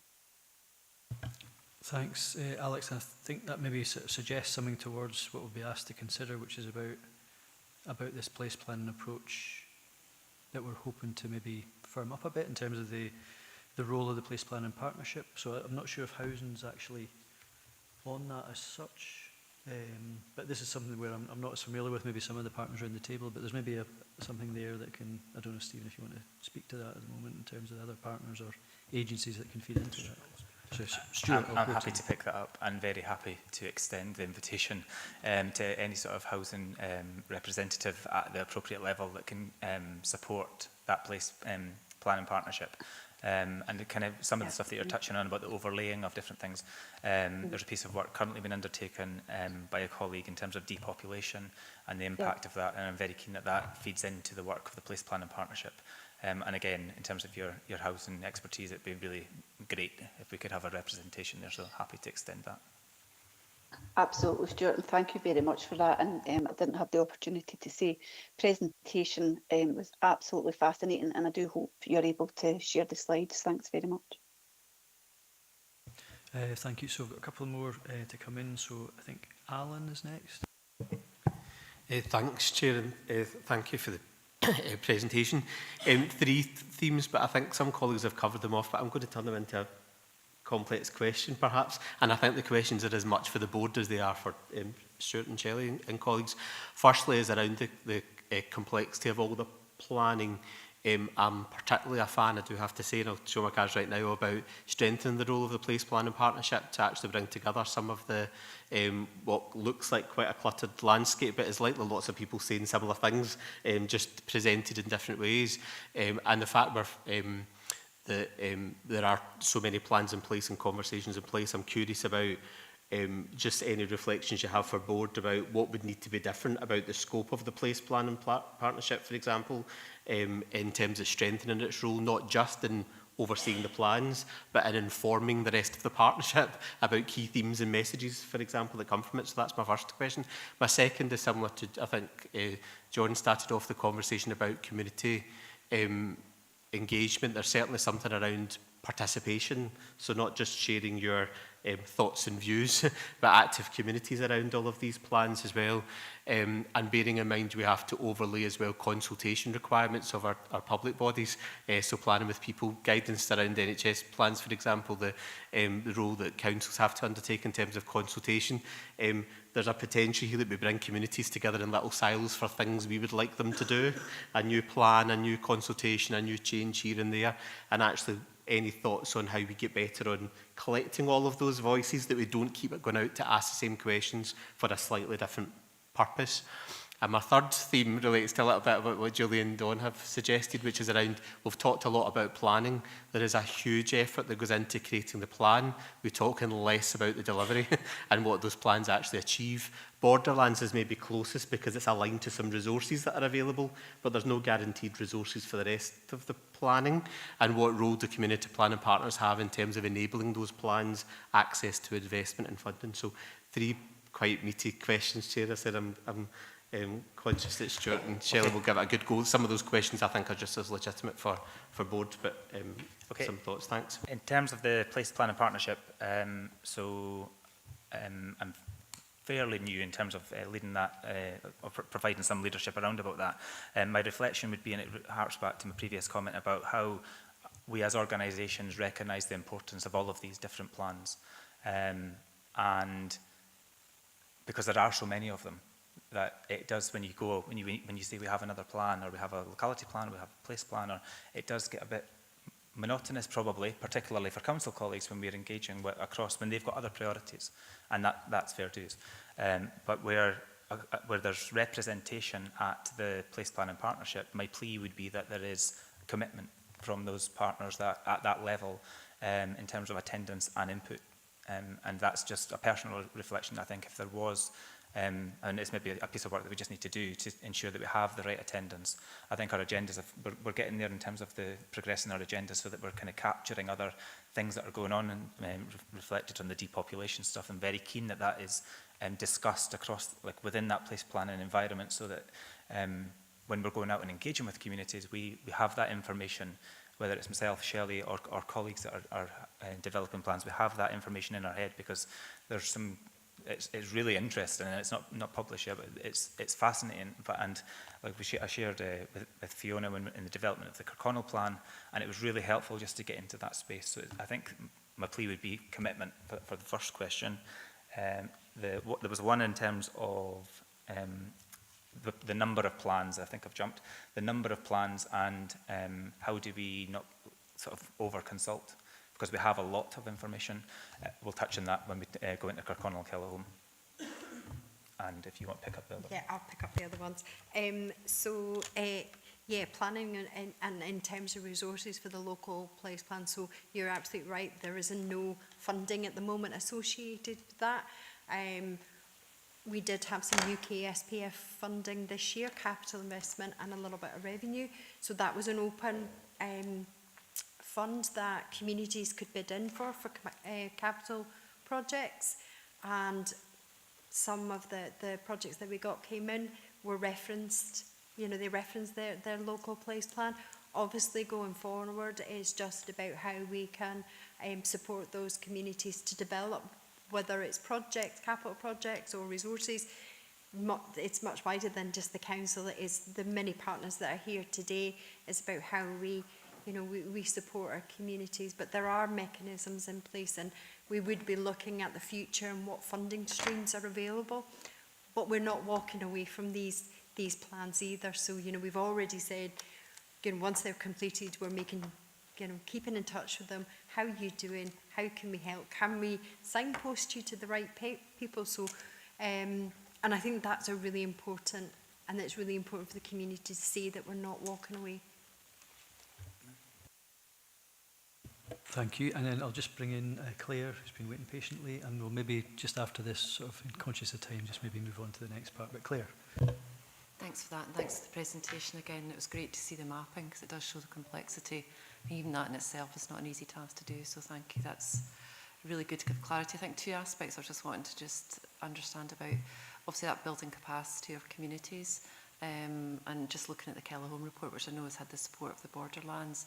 There's a really good data set which underpins that. And obviously, like anything, it's good to have the data to understand what you're driving towards and what you want to address, and then you can assess the impact and outcomes. Is there a sort of single source of data set that communities can get access to that, you know, obviously Val predicates our work in terms of, you know, a set of data, but if everybody was working off that same data set to understand, you know, their community, their area, their inactivity, their child poverty, you know, that helps drive maybe common aims and objectives when you're in a busy landscape and challenging resources. That's one thing, and I know it's challenging with building capacity in communities. The other thing I was just curious about is how do communities see, you know, all the services that have an interest, you know, whether it's police, whether it's justice, you know, whether it's health, you know, do they see them as, you know, key partners for as part of the consultation engagement? And that sort of reads to Julie's point as well about how do you make sense of a busy landscape and how do you set up something so you align your resources with what capacity you've got? Because it's great to see this energy. It's how to actually deliver it effectively together. It's this whole systems approach. And I think that's what we're all trying to strive for. About there's lots of people doing things and want to make improvements. How do we work better together? And it's great to hear and see these conversations because particularly at a government level, I was super interested in that. Yeah, thank you, Chair. I'll pick up the first question in terms of the data package. There is no overarching data package that we provide routinely, but there are, when we have that initial discussion within the community, we do run through what we are aware of in terms of data sets, whether that's colleagues from health or whether it's the data sets that we would routinely have. And we have, for example, the likes of ward profiles where we gather that information and share that with communities. It's probably something we could get better at. Is maybe something again for the Place Planning Partnership that we could coordinate so that there is that offer over and above the officer support that we're able to, and direction to the resource. We could perhaps look at how we coordinate a sort of providing of a package of information. Was there another question? Well, I'll bring in, is it at the same point? Yeah, okay, thanks, Steve. I think your second question is about the services and how we can make sure we work together. And I think that's where the Place Planning Partnership will really help us. Currently at the moment we use the locality hubs where there is representation from some of our partners but not all our partners. So I think, you know, developing the Place Planning Partnership to make sure we have the right people on there that can actually support the communities, because as said, you know, we can only do so much, but there are other things. And I think, you know, the council's very good at publishing ward information, so that's some of that data set is on the council's website, so we do refer them to that information. But if they're specific, then we'll help them source that. Thank you. Sorry, Stephen, did you want to add to that at the moment? It was just quickly, and some board members will remember a couple of years ago, we worked with Public Health Scotland to develop those 5 localised data profiles. So, yeah, things get out of date over time, but we do have those on the community planning website, and also I'm pretty sure they're on the place planning website as well, Shelley, and that, you know, we've been trying to point communities towards those as, you know, a rich set of data. It doesn't cover the whole region, but it covers certain localities. So, I mean, it's a bit of a start with a base there, but like you say, there's no single place at the moment that everything's in the one place, and that's a bit of an aspiration, ambition for the partnership to get to that point. Okay. And Joe, last word, I think. I don't think I'm going to say anything very original. It's probably a bit of a mimic of what everybody else has said. I'm interested in what your success criteria is. So is it having 55, I haven't added up the 11 and 47, 58 successful plans in place, because a plan itself obviously doesn't deliver. So what is the success criteria? The other one I'm thinking about is as a Community Planning Partnership Board, we've had all the reports on our region-wide plans, you know, our children's services plan, our physical. Where do those region-wide plans, which seem to be done more centrally, interface with local plans? And I get your point about, Stuart, about trying to make sure that those are not done to communities, they're done with communities, but they obviously have a strong alignment. So how do we get those connections? Yeah, and how do we make all the work? And the last one is, oh my goodness, my admiration for the work that you're trying to do and trying to make simplify a very complex planning process. Where do you put your energies and capacity? What is the ask of us in terms of how do we help you simplify and prioritise, because at some point a delivered plan for a community, particularly our more vulnerable communities, has got to be surely our outcome, rather than a plethora of plans for lots of communities, no disrespect to those communities, which are doing okay. So at some point as a board, we keep saying we need to prioritise. What is it you need from us to allow you as an as a group to prioritise so that you can actually deliver the outcomes and impact that we're kind of looking for, I think. Just finish on an easy one there. I'll take the first question while Shelley thinks the answer to the last. In terms of success measures, I think they're different depending on what the plan is. I think we can measure quite easily, well maybe not easily, but the Borderlands plan, it's very structured. We have a Borderlands Town investment plan, so we have the place plan, then it moves on to an investment plan, and then essentially you should achieve the drawdown of money and the realisation of capital build, or whatever it is, capital investment. Tick. Locality planning, so that is to address poverty and inequalities, and I think, again, long-term, the actions within the plan, Fiona will touch on, they don't feel significant, but actually these are what the community believe are significant, and we should be able to measure that in terms of has the action been achieved, and has eventually inequalities changed within that locality. I suppose the success measure for local place plans, which are, and it's not a number, because it's not like they come from the community. We've went out and publicised the opportunity that they present to the community. The deadline we've extended until I think January or February next year for recognition to ensure it goes into the LDP. Some of the communities absolutely want to meet that deadline because their aspiration is for it to influence land use planning. There are some communities that they want to use their place plan not for land use planning but to achieve their aspirations of their community, and they know that they need that place plan to be able to do that. So it's slightly different, I suppose, in terms of success measure from the local place plan, and that would primarily come through community feedback in terms of the evaluation once we get to that point of their experience. And I think there's been a lot of learning, and there's a piece of work for us to do about once we've kind of got through a few more months about how we capture that. I'll hand over to you for the second question. I would just add to that is that, this is for the local place plans, it's the community's plans. It's up to them to identify what their success factors are. So if they put it, they put something in their place plan and they manage to achieve it, then that's we don't have somebody's given us KPIs to say, well, you must do X amount. It's not like that at all. It's about, each of them is an individual. Borderlands is absolutely different. That's based on economic impacts and outputs, and that's what's set from the Borderlands programme. In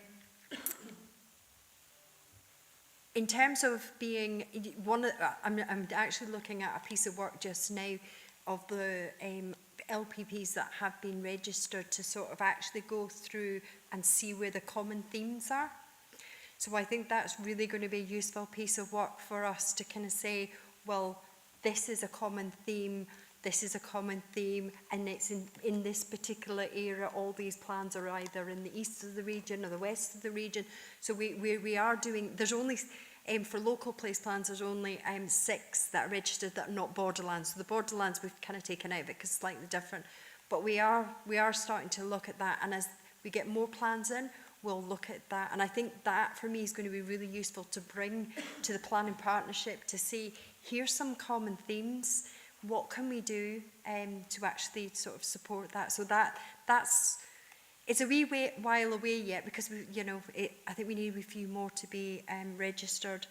So I suppose that's answering both of them at the same time. What do we want? We want partners to look and say, well, what can we do to support these common themes that are coming out from the community? There was one final aspect that you touched on in terms of there's other plans or there's other strategies, and in the locality plan that you'll consider, it was a conscious decision to align the actions with the 6 objectives within the poverty and inequality strategy. So they are aligned, so they will contribute, hopefully to that strategy of the place planning of the community planning board. Sorry. Thank you. Thank you very much. So, and that's a lovely segue into the next part. So, Stuart, I don't know if you'll be able to sort of quickly introduce us just into, and thanks to the patience of Matt and Fiona have been waiting, just into that part of like the development of the locality plan. So if you maybe just introduce that one. Thank you. I will do. So we're going back to the presentation, please. So the Kirkconnell and Kelhome locality plan is the first locality plan for consideration by the board. I'll be as brief as I can with this. I hope by the end of this, through contributions from Fiona Dobney, the board manager for Mid and Upper Nithsdale for our council, but actually a resident within this place, and Matt Lammy, the chair of the Community Council and the Local Development Trust, that you have a real sense of the place that is Kirkconnell Kelhome. The Community Planning Partnership has identified 8 communities in total that will benefit from a locality plan. And as previously discussed and touched on, Alan, in terms of how all of these plans, you could end up with consultation fatigue. It could be an irritant. The approach within Kirkconnell and Kelhome, it was recognised very early on that it had to be different, given that they had just went through the Borderlands place planning experience, the local place planning experience, and their deep history in terms of community action planning that goes back many years. So it has been different, and they'll touch on it in terms of how they engage with their community. So I'll hand over to Matt and Fiona. Good afternoon. Before we talk about the locality plan, we would be pleased to play you a short film that showcases our community.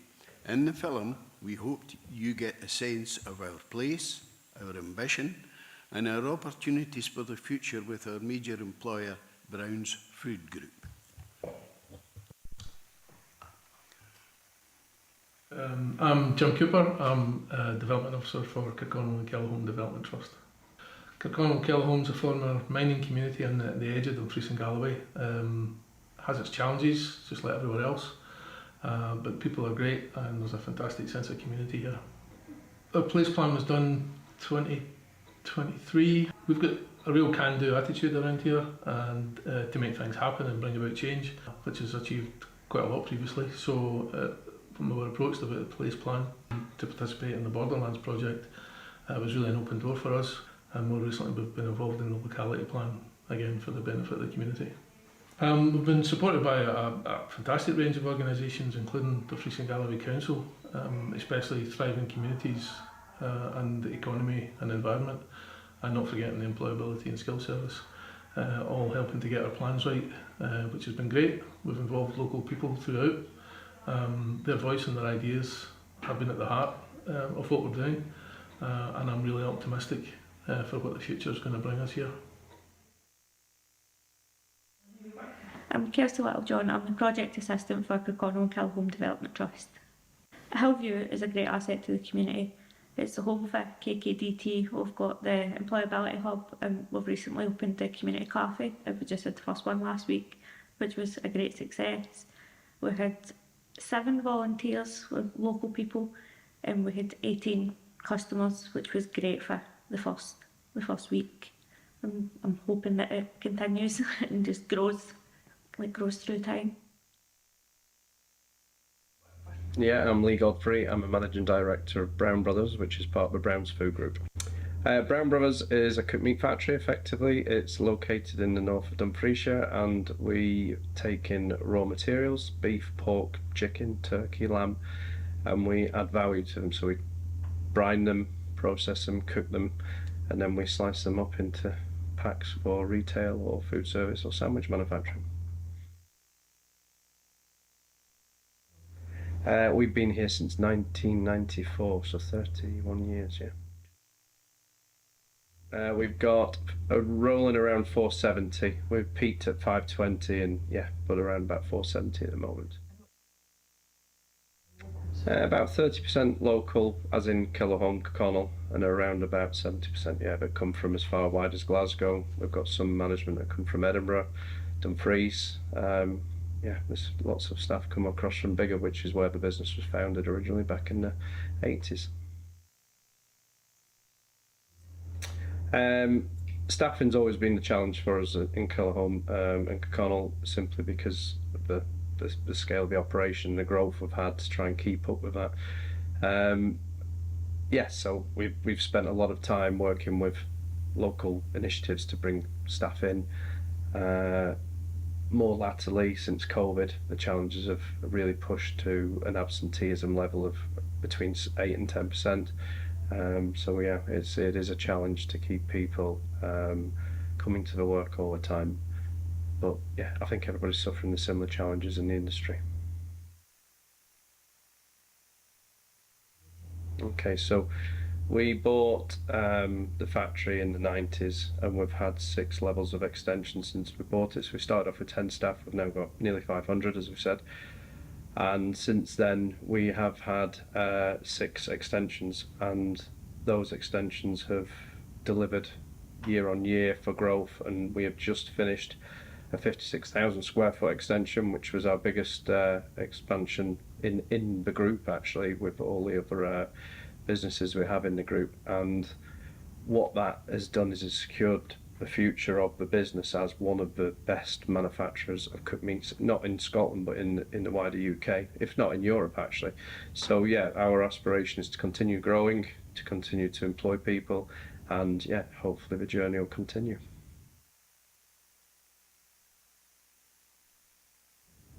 Yeah, we support the community with lots of different initiatives, from the food share, fair share. We have we sponsor the bowling club, golf club locally. We football teams, independent people that do variable things for charities. Lots of hampers, lots of food parcels that we do just to help when there's charity raffles. We go into the schools and we try and help the schools with educational food related pieces. You know, our chefs will go in and do food competitions, make a sandwich day, make a wrap day, make a pizza day. So really trying to include the younger generation to hopefully help them know that the big grey box at the end of the road isn't just a big grey box, is actually a career perspective, and not just from a career perspective, but also to help with the challenges that people are having now with the cost of food and the cost of living. Wider UK wise, we sponsor lots of different initiatives that really are food related, so food poverty related. So we've won varying awards for supporting Meals and More and other charities that do out of school time food support, so you know, breakfast clubs and so on and so forth. So yeah, because there's a lot of work goes into trying to help the community and yeah, push forward.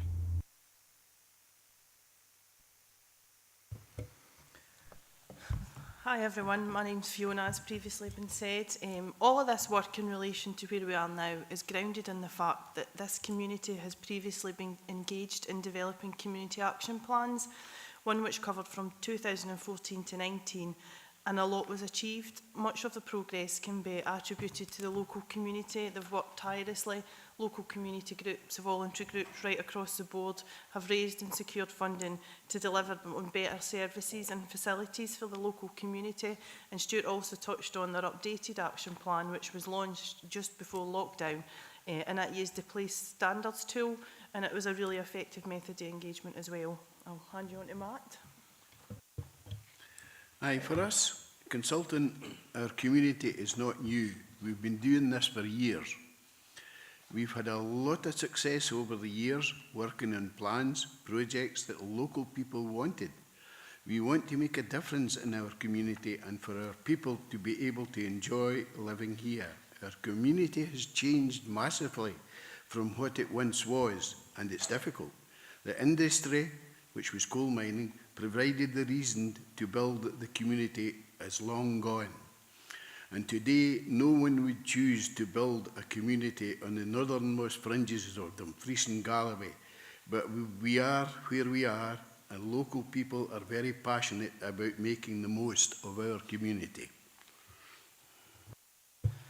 Using the work undertaken for the borderlands and the local place planning, a desktop exercise was undertaken, extracting the relevant information, the community feedback and opportunities not already being taken forward on those plans. Officers from across the partnership at various levels were engaged in this process, ensuring the most appropriate data was available and that the emerging actions that we were seeing were actually feasible and not just a wish list. Our approach to engagement was tailored. We checked in with our key stakeholders in the community, being the community councillors, Kirkconnell and Kellerholm Community Council, as well as Kirkconnell and Kellerholm Development Trust, who really are the anchor organisation in that community. We just wanted to check with them to make sure that they were comfortable with the less traditional form of engagement, because I was very aware that consultation fatigue was a big thing in Kirkconnell and Kellerholm, and also to ensure that we weren't missing anything. It's great that I could go through all this data, go through all these plans, but I wanted to hear it locally. Are we missing anything? What's screaming out that I'm not seeing? So really it was a process of validation at every step of the way with the local community. We do feel that we have been consulted to death in recent years, so I think the approach that Fiona took was absolutely the right one. We felt fully involved. We didn't feel like we were repeating what maybe we have been saying for 5, 10, maybe even 15 years. But having said that, this work was done only in a matter of a few months ago, and there's been a significant change since then, which I would like to highlight. Our bus service has changed and been further reduced, so the ability to travel out with our community has been further restricted. We talked a lot about the Saturday service to Sankar only running every second Saturday. And it's in there as one of the actions. To be honest, I think that's probably the least of our worries now. So this plan needs to be ready to adapt and change. It needs to be flexible. The massive reduction in our bus service is leaving locals trapped in our community every evening, every Sunday. We are flying in the face of the climate emergency. We are now forcing those peoples who we wanted to get out their cars and into buses. We now force them out of buses into cars. And it's no helping your climate zero aspirations. On a positive note, people are passionate about Kirkconnell and Kellerholm, and our friends and neighbours make up our community. With the plans that we have in place through Borderlands and the local place plan and now the locality plan, I do feel that we have a window of opportunity.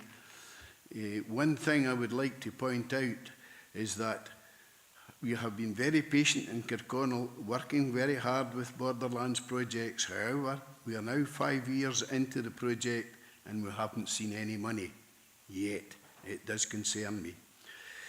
If we can all work together and pull it off, I'm certain that our place will thrive in the years to come. Within the locality plan, you will note a series of actions, some of which Stuart has touched on do feel a bit basic, but through our engagement and our understanding of the local issues, we feel that these could make a significant difference to the lives of people in Kirkconnell and Kellerholm.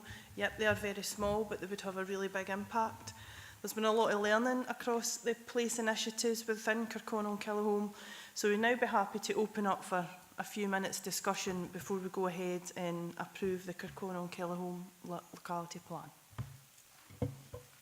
Okay, thank you both. And I'm sure there'll be a few comments and questions from members around the table. So anybody want to comment on what we've heard?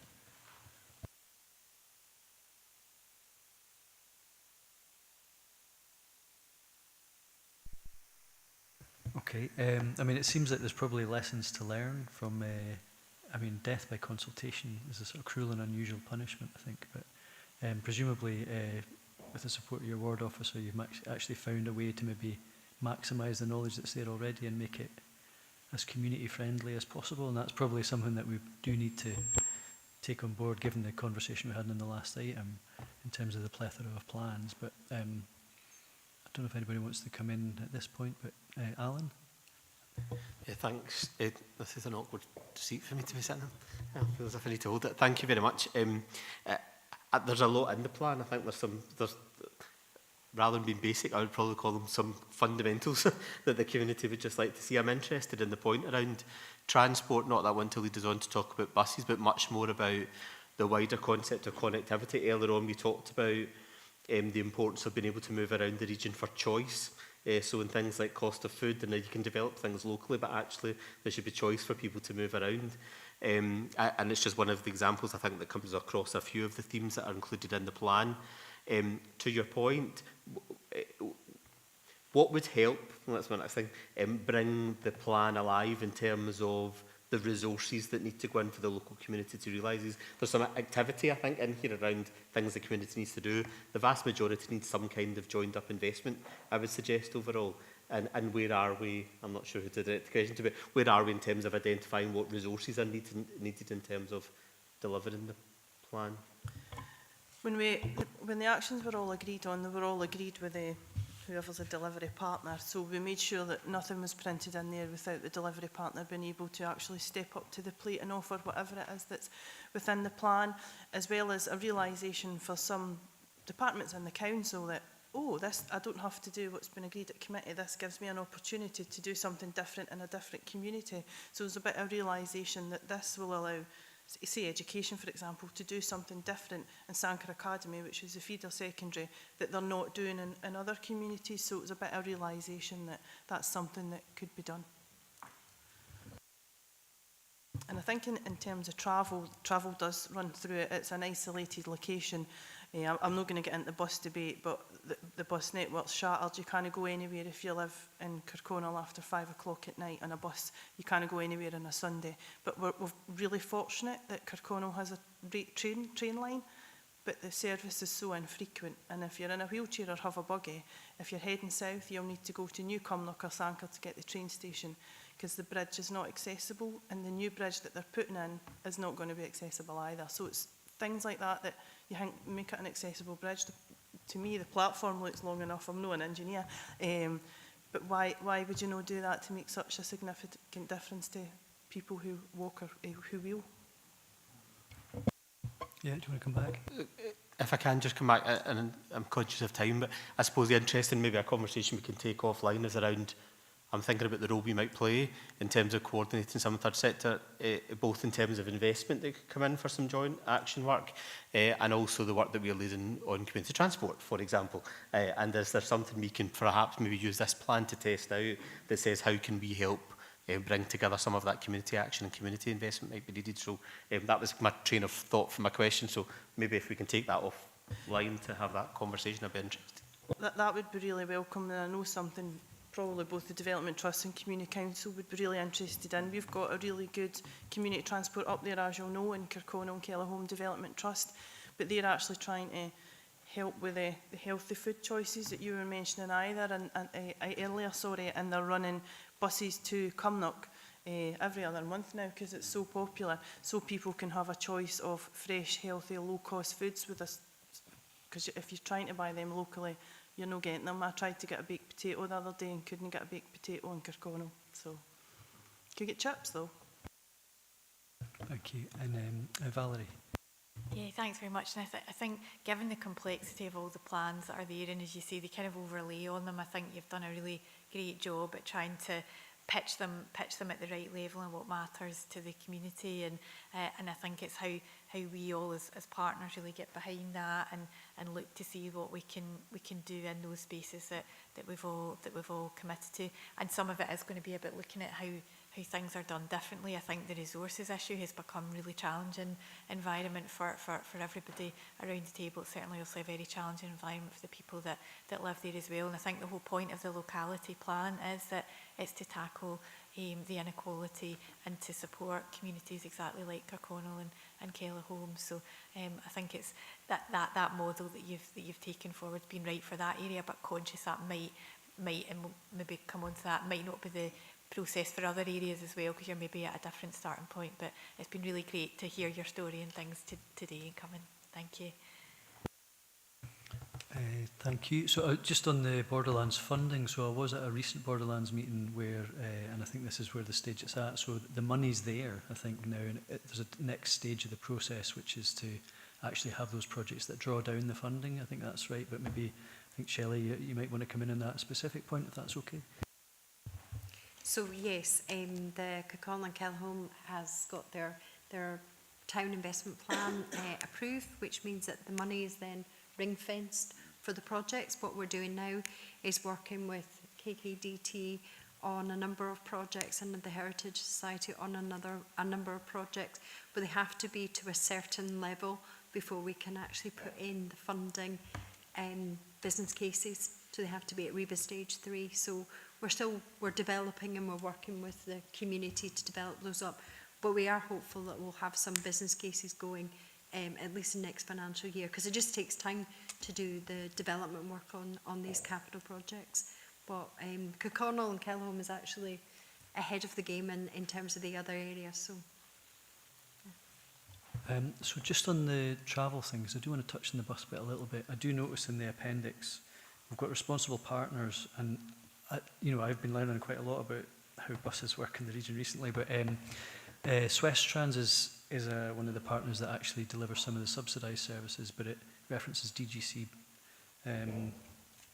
Sustainable Travel, I think it is, or buses, and Swestrans doesn't really get a mention apart from the column on the left. So I just wondered, because there's a little bit of difference between DGC buses, Swestrans, and then commercial services like the 246, for example, which I think is the 211s referenced in the actual document. But so I'm just wondering if there's a bit of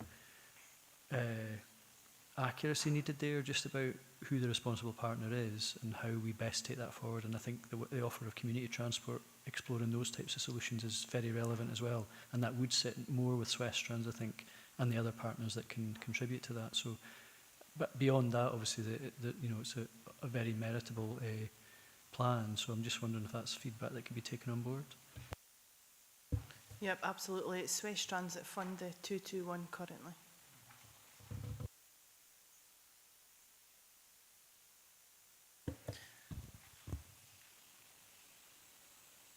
Yeah, I think that's so on page 47 or 18 of the document. It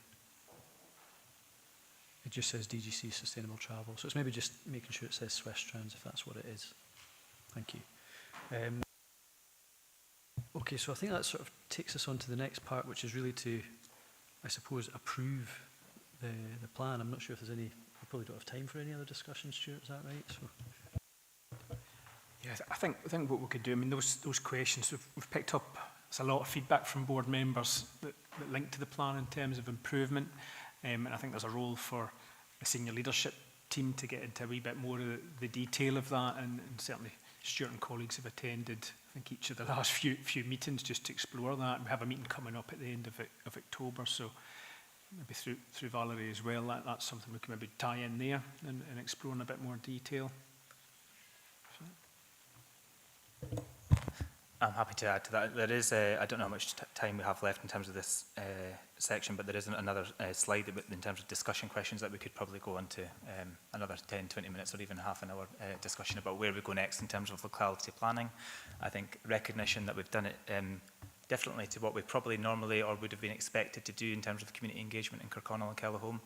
My sort of gut feeling is that in the other places that will benefit from a locality plan, we will have to be equally adaptable. So we look at the locations, and the locations are identified through primarily sort of SIM data. So they're data zones within communities, but actually Annan East and Annan West nobody recognises in terms of their place. It is Annan. So it's going to have to be a different approach. And when I look at the level of engagement, I mean, there's lots of capacity in Annan, lots of organisations doing great things, but they're doing great things for their community, but on individual themes or topics. They're not coming together through a development trust like KKDT, and there is not that coordination. They've never, ever had a community action plan. There is a notional local place plan that may come to fruition, but there will be a lot of work to get to that point, and there is no borderlands plan. So we're at a very low starting base in a place that has a much bigger population. So it's going to be much more challenging. So again, it goes back to the flexibility in different places, and it's about how we approach that, and it's maybe a discussion at SLT level about where do we go next? Do we choose a place, or do we start spinning plates across the region? Because we could spend a long time probably getting to where we are today in Annan, And meanwhile, generations of in other places miss out on benefiting from some of the actions that have been demonstrated in the plan today. So that's the key kind of questions that were for the final objective for this session. Happy to have the discussion at SLT level, but I suppose recognition from the board that, and I think, Joe, you touched in terms of direction, that's exactly where we're kind of going in terms of directing this work.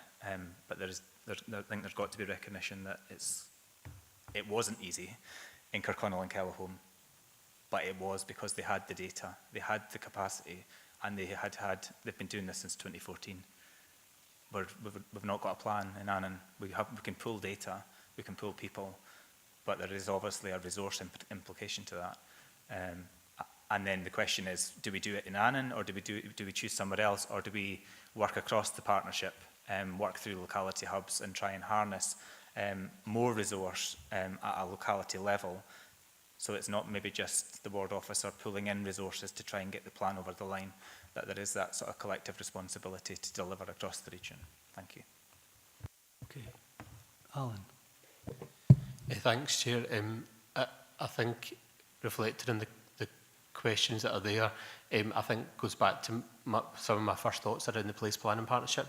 I would like to see my personal view is I'd like to see the board given a better and stronger responsibility into the Place Planning Partnership, to the points that Stuart made about stronger representation, making sure we're committed in that space.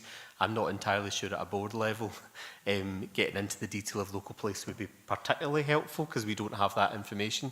And we've talked earlier on today about trying not to get ourselves into that level of detail. But I think empowering our Place Planning Partnership, working alongside the SLT, is probably the best place to make some of the decisions. What I would say is I'm certainly more in favour of putting the resources into areas where we can develop a plan and have a realistic expectation around that the resources will go into supporting the delivery, rather than, to Joe's point, having a plan for everywhere really quickly and not being able to resource and support any of the delivery. So I'm very much in that space of prioritisation, but I would probably suggest a combined conversation of experts on the Place Planning Partnership with an SLT approval is kind of where my mind is sitting, rather than bringing that to board. But I recognise what that does mean is board acknowledgement is we need to strengthen the Place Planning Partnership to give them the resources and support to be able to do that. Thanks.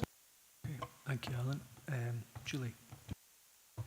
Thanks, Chair. I don't disagree with what Alan's saying, but I do think that we need to remember as a board the prize in this is not having lots of plans developed. The prize in this is actually delivering what's in the plans. So I'm just really conscious, again, coming back to my earlier point about capacity for delivery. If we're putting all of our capacity into developing more plans, we're taking capacity away from supporting communities to deliver what's in the plan. So I think we need to be really thoughtful about this and be very measured in terms of, I think we know where our areas of highest deprivation, where we've got those highest rates of inequality within our communities. I think I agree with Alan, it maybe needs to go back to the Place Partnership, but I think we need to be really clear as a community planning board about I would be really uncomfortable as going and taking a kind of region-wide approach to this actually and trying to do lots of them. I think we need to be thinking about where do we think we would get the biggest impact, and also I'd be challenging us to think, what are we doing about the plan that's being developed in Kirkconnell and Kellohome? So we've developed a plan, we're now talking about how do we go to Annan and Stranraer before we've actually seen outputs or outcomes from that plan. So again, I would agree with Helen, we're probably not the right people to make those decisions as such, but I think we need to be maybe challenging back to the Place Partnership around how do we prioritise the resource that we've actually got available to us. And my view would be we should focus on how we support communities to deliver a plan that's already there, and then how do we use their capacity to look at one or two maximum in terms of other plans, and have that kind of staged approach to it, recognising that we can't do everything, because I think if everything becomes a priority, nothing's a priority. So I think we just need to really be thoughtful about our approach to this. So, John? Yeah, thanks very much. Just to sort of add to what Alan and Julie has just said, I think there is a conversation to be had at the senior leadership team regarding the expertise, and I think we've heard 2 or 3 times the words locality hubs, and I would welcome an opportunity for the senior leadership team to look at that again, because we want the experts round the table in their localities. So what are the sticking points? Why are there sticking points? What can we do to change it and have that expertise? So I think it's not maybe for us as a board, but it's up to the leadership team and the place planning partnership to have those conversations and actually focus on what the localities are looking for and how can those be delivered, and with the partners committed to attending and committed to participating and engaging, I think that might help. So, Don.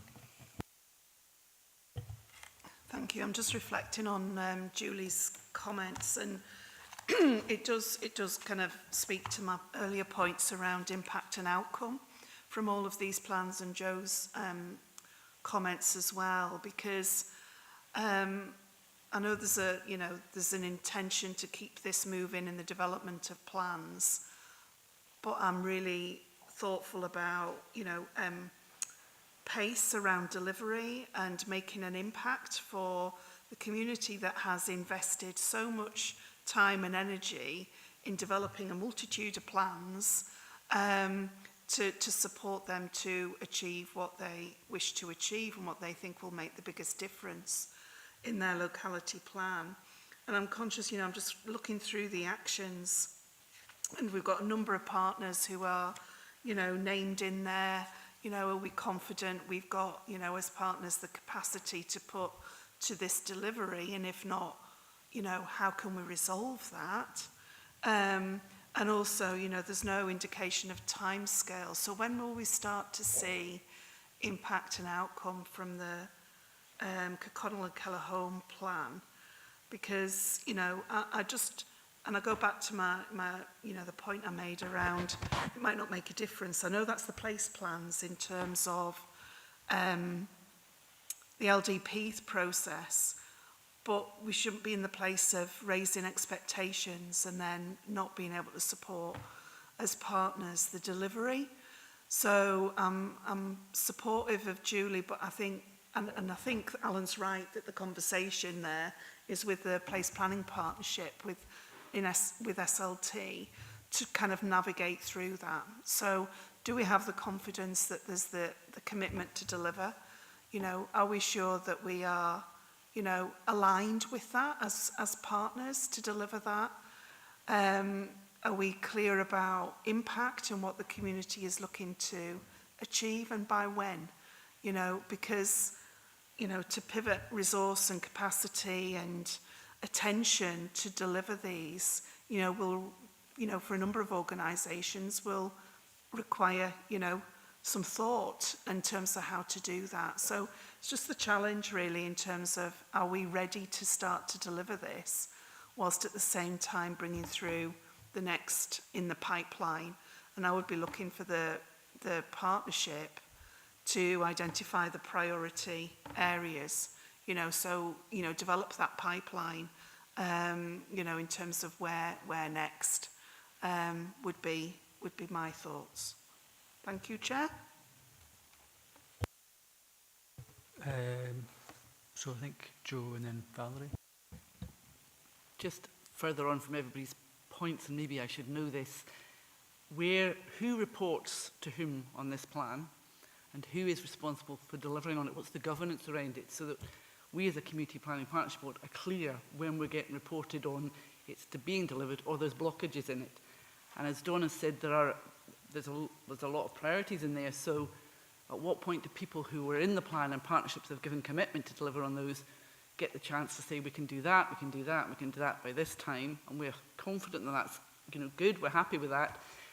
I don't see that structural governance around that, and I'm not sure if the Place Partnership Board is the place to do that, or whether we're the place to do that. So who is the person who delivers, and where do they report? And where do they report if it's not working and we're not meeting the expectations of the communities?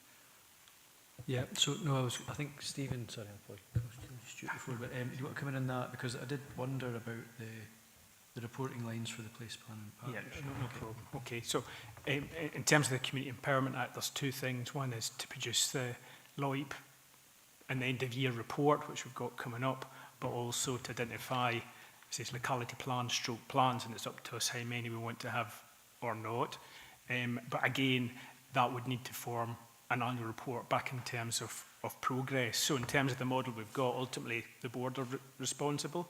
But then if we kind of work it down, the Place Planning Partnership is one of the 12 identified partnerships as part of our model, which feed in. So the kind of more day-to-day delivery, etc., would happen there. And I think then we've got the leadership team sitting underneath it, so it makes sense that, I mean, Stuart's been coming to a few meetings, like I've said, but others of the Place Planning Partnership can come to the leadership team to look into the detail, and then we keep it high level at the board. So that's really the hierarchy of decisions.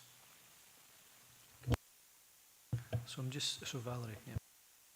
Yeah, just briefly, I think what we can do is kind of take the feedback that we've had today, we can pick up at SLT and with Stuart about how frequently that we get updates, because the clear message here is that we want to deliver for the people that have contributed to this plan. So we need as an SLT to keep focus on it, and we can work through how that connects through the Place Planning Partnership. But certainly if it's next year before we come with a kind of formal kind of annual report, I think in the business brief we could give assurance to the board about what's happening, where things are at, and if there is blockages. And I think those blockages can also be escalated internally within organisations as well. So I think there's a variety of routes that we can do that. But SLT can certainly take that away and say be the annual update report, but we can put progress in the business brief too. I think that's sort of helpful, because a plan needs to have some measurement of how well it's been delivered, I guess. But I do take the point, and Stuart made it earlier, just about, or Shelley as well, but a place plan, I suppose, adds to the planning framework. So it's not necessarily going to be an outcome measurement. It's just going to be, well, that's taken into account when decisions are made about that. So it's a different type of plan. So the word plan is getting, by word association, they're not all the same, and they do have a different reason for being. So we can't necessarily just merge and unify them, but we have to have regard for them all, I suppose, in the appropriate context. So, so if we go to the recommendations, I think at this point, probably just for moving things on. So I think we've considered the place planning approach.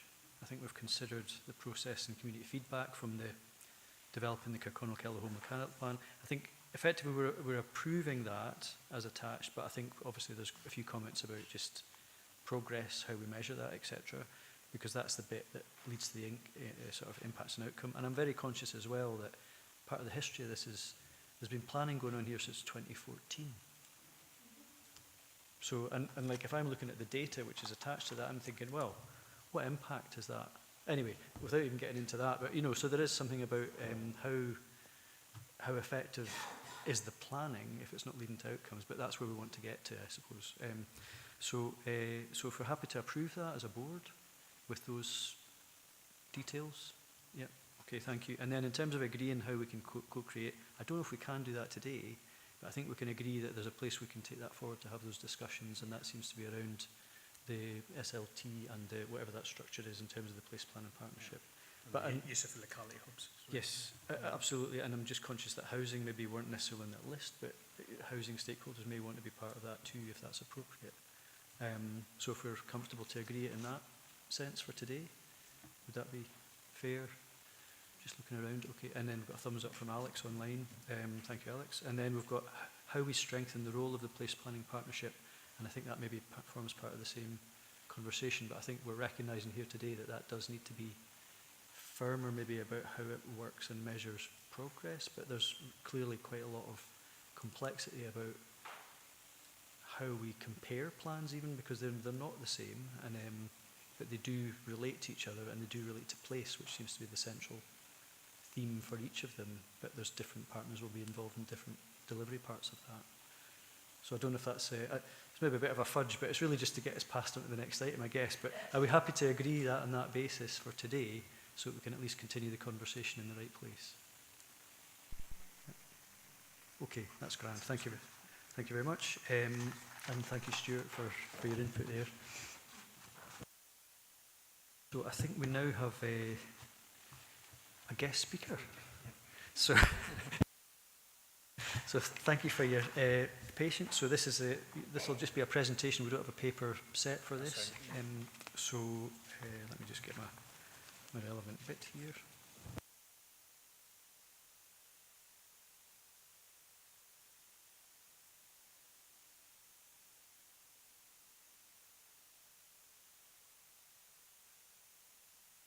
Okay, thank you. So, Craig, you probably witnessed the end of the last proceedings, but Craig Hope is here to speak to Tackling Poverty Fairer Futures funding, and this is the 100 Parents project. So I think, are you all connected up with your devices, etc.?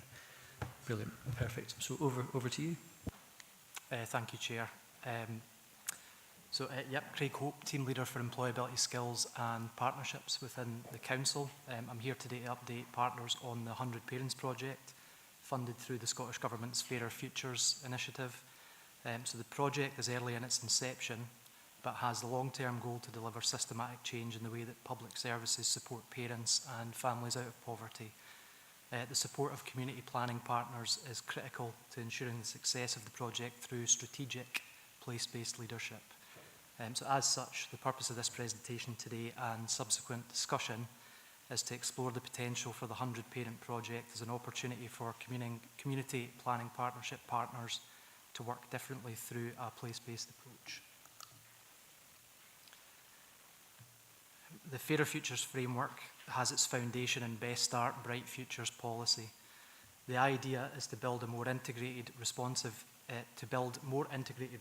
services at local level that can better support families in or at risk of poverty to maximise their income and move into sustained employment or education. Several tests of change have already been developed through place-based partnerships across Scotland. The Scottish approach to service design has been at the heart of these partnerships, hearing directly from parents and other stakeholders to design local wraparound services based on their needs. Some of the key features of these tests of change are using existing principles and approaches to put families first, focusing on prevention rather than cure, sharing partnership data in a more coherent way to influence activity, including sharing anecdotal learning and knowledge to back up the hard data, and new and streamlined approaches to multi-agency and cross-sectoral collaboration. Delivery of this has been enabled by clear local and national leadership and direction, funding targeted at change, proportionate performance management and reporting measures, utilising existing community networks to build trust, pooling operational resources to create meaningful partnerships across all sectors, and working through the lens of the 3 strategic enablers of whole family support in attempting to simplify funding policy and reporting, simplify sharing of data, and perhaps most pertinently for this discussion today, strengthening the role of community planning partnerships in leading local systems change.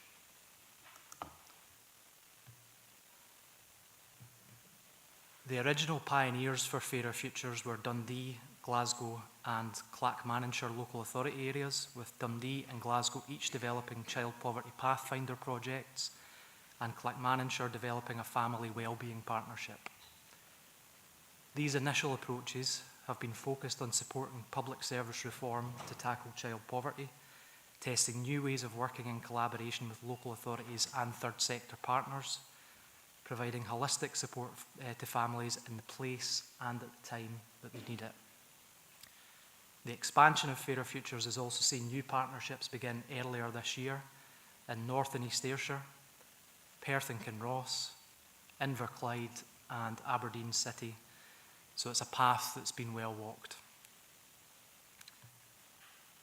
All approaches have been underpinned by developing a no wrong door approach where services can confidently collaborate and signpost to each other for support, creating key points of contact for support, whether that's a triage or key worker service, building new local frameworks that foster a holistic approach, and being targeted around place, often in areas of high deprivation, whilst truly understanding the needs of individuals.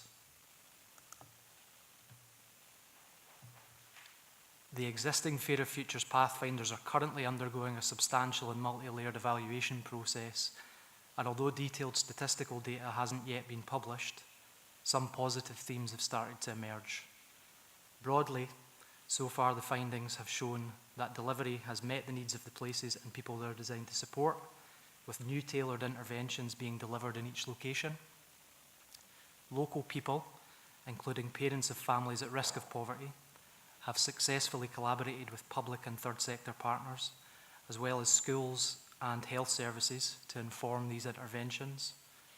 Some examples that are emerging include development of new transport schemes, increased childcare provision and breakfast clubs. Key workers and multi-agency teams have built trust with families, which has been essential for addressing complex and layered needs. And data shared across services has underpinned the approach. So, for example, new data dashboards have been created for benchmarking and tracking purposes. Further feedback from families and parents has shown that they appreciated having a dedicated key worker who could walk alongside them through complex systems in a non-judgmental and respectful manner, helping to reduce stigma and build trust in the process. Services were seen as more accessible, and the joined-up approach meant that families generally had to repeat their story less to multiple agencies. Where required, rapid response to urgent needs, for example food, housing and financial help, was perceived to be smoother, to then enable work on longer-term goals like employment, education and well-being. And families have also asked for more flexibility in services outside of core 9 to 5 hours, and easier access in their local areas without the need to travel.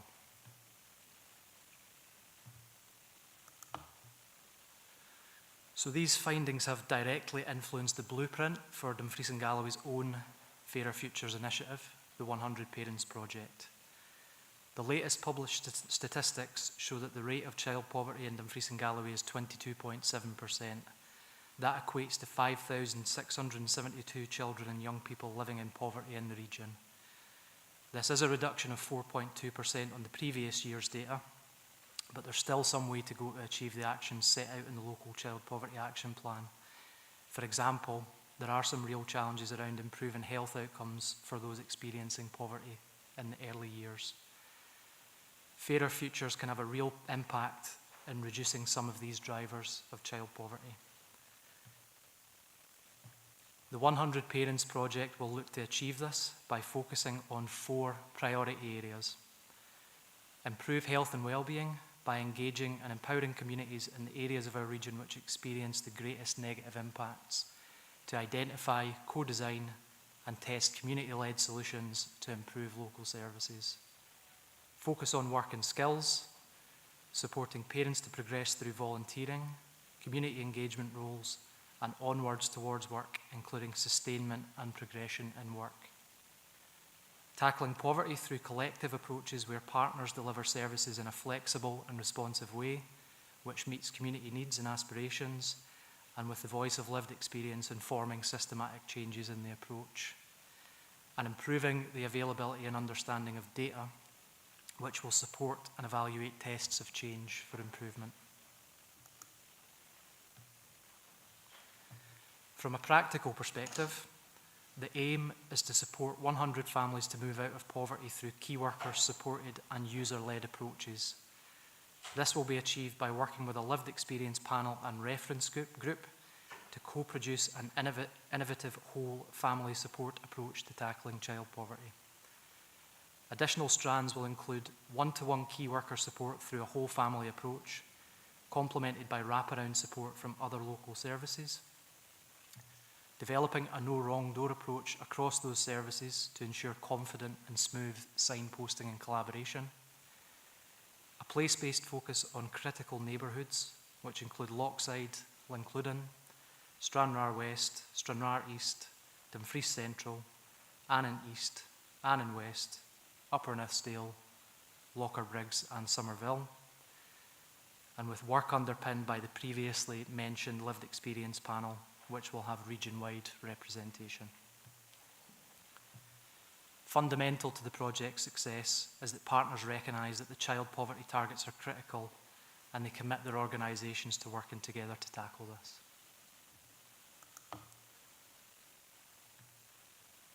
There are 3 key deliverables aligned to the project, with a focus on the 6 priority parent groups as identified within Best Start Bright Futures.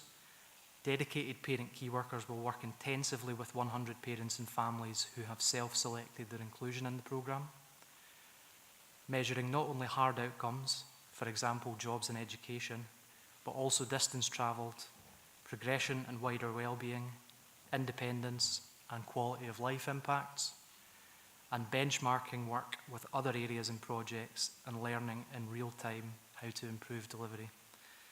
This will be supported by procurement of a new child poverty data dashboard and an independent evaluation and audit of the project to measure impact. The project itself will last for 12 months until the end of September 2026. The grant offer letter from Scottish Government was received in late August, so we're still in the early implementation phase, but recruitment is ongoing for a project team to drive this forward, with an economic development officer, lead officer, and 4 key workers to be appointed by mid-October. This team will sit within employability skills and partnerships within the council, but will have a key role to link all the services together. The aim is to have the full key worker service up and running by the turn of the year, with development work ongoing to identify the tests of change required in each community. These tests of change will then start in Q3.